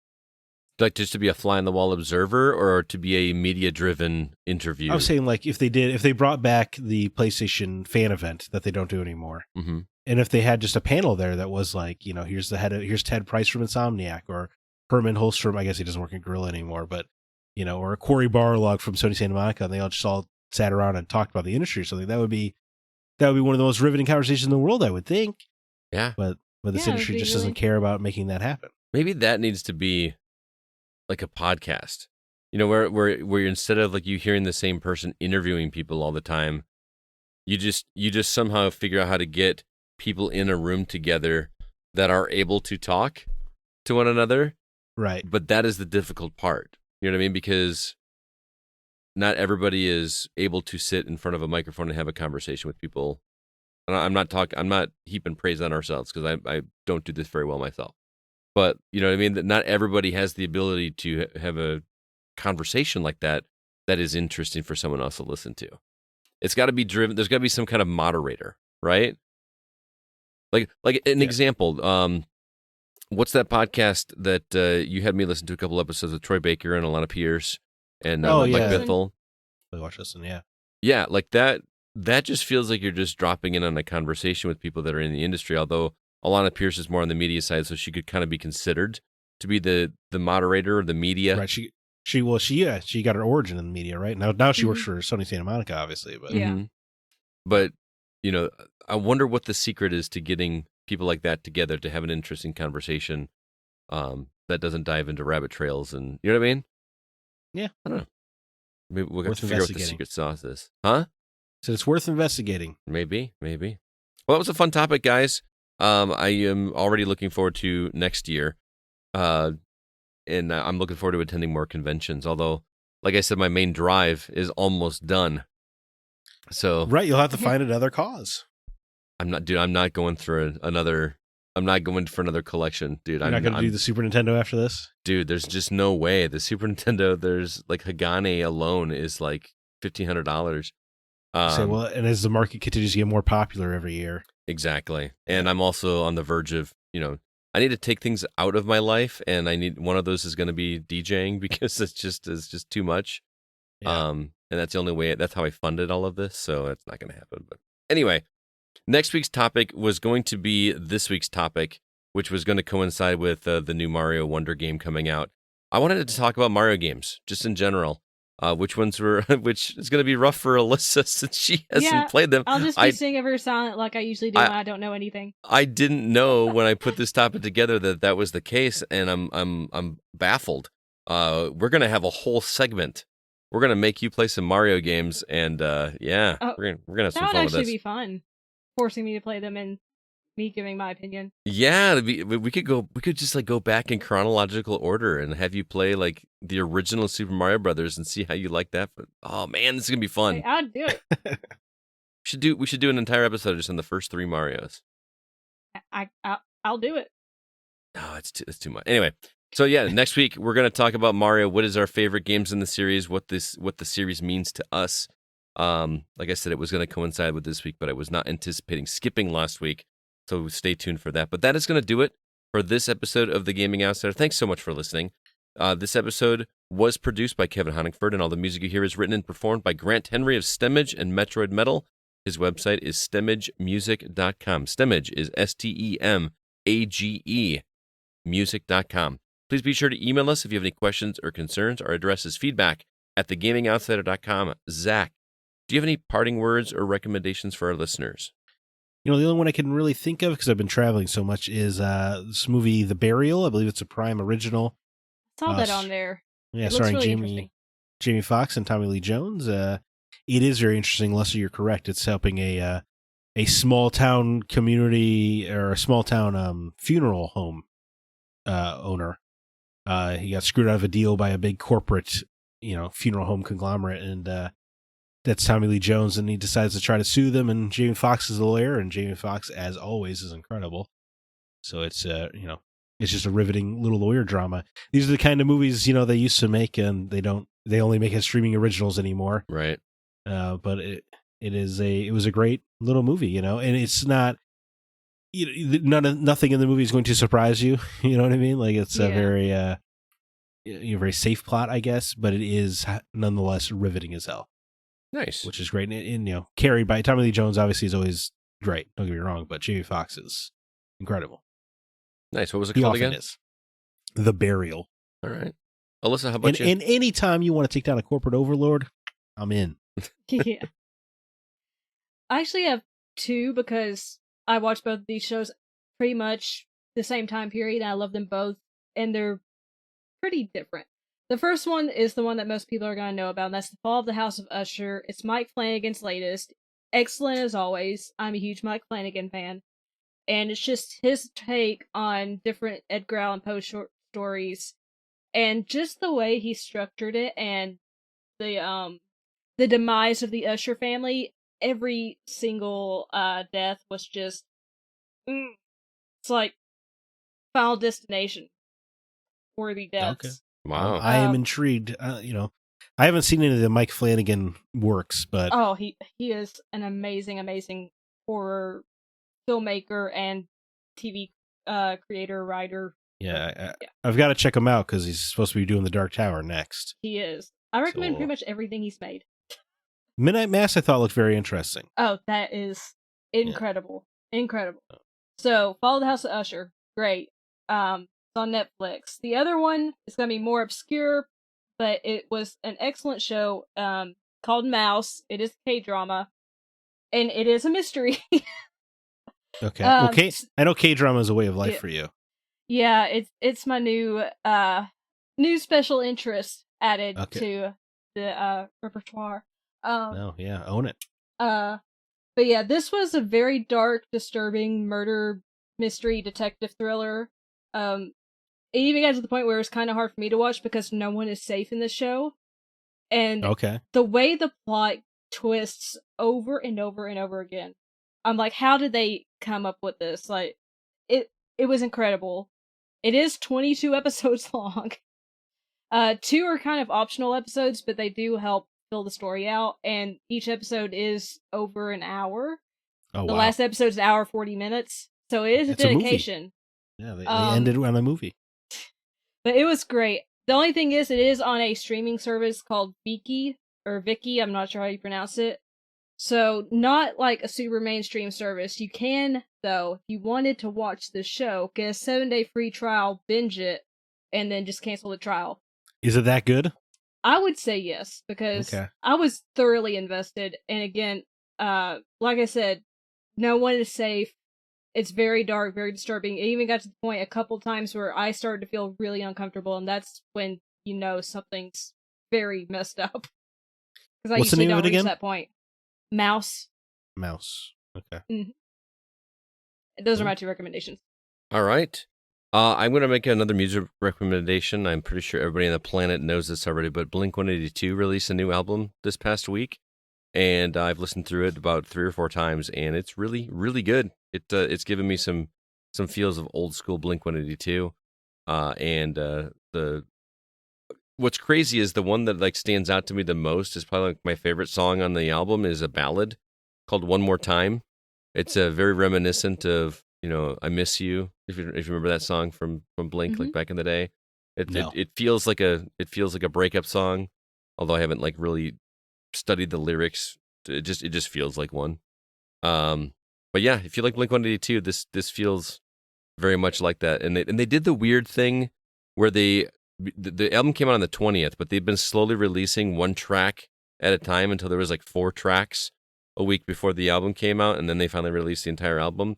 I feel like that's a new trend in the music industry, and I can't decide if I like it or not, because I like to listen to an album, not just not like when I get the album, I listen through it and I'm like, oh, that's that one single that they released a couple of weeks ago, and I want it to be a whole cohesive thing. So, do you think but in the streaming kind of disposable music present, do you think? I mean, is that how they spread out their marketing? I guess that's the only thing I can think of is I mean, Coheed did the same thing with their last album, and it worked on me, but I was going to listen to it anyway. But right. But Coheed again is like everything is just seamlessly telling a story. Let's say then that seems like a band where you'd need the full album, right? But they had so many singles on that, so many good songs on that album. So, wow. Do you? Yeah, I guess most people must not listen that way anymore, then, huh? I don't know. I genuinely don't know. I feel like most people, like when I'm hanging out with someone and they're listening to like Spotify or Amazon Music or whatever, it's almost always like they just have a random playlist of songs that are just that's me. And I am very much like I want to listen to this entire album. Like right. that I'm also a weirdo. So, anyway, you might be more into music than the average bear. That's all. Well, I don't want to. I don't mean to sound like I think I'm a music elitist or anything like that. I wasn't trying to say you were an elitist guy. You don't have to be defensive. I'm just not saying. I'm just you being might clear. just be more passionate about music than the average consumer. Right. That's all. Right. So anyway, yeah, that's my recommendation. So thank you so much to Zack. Thank you so much to Alyssa. It's been great. It's only been 2 weeks since we recorded, but it definitely feels like a longer. Lifetime. Yeah. So thank you so much for being here. Until next week, I'm Scott Clark with Zack Parkerson and Alyssa White, and we are The Gaming Outsider. And remember, there's no such thing as a bad game, just games that aren't for you.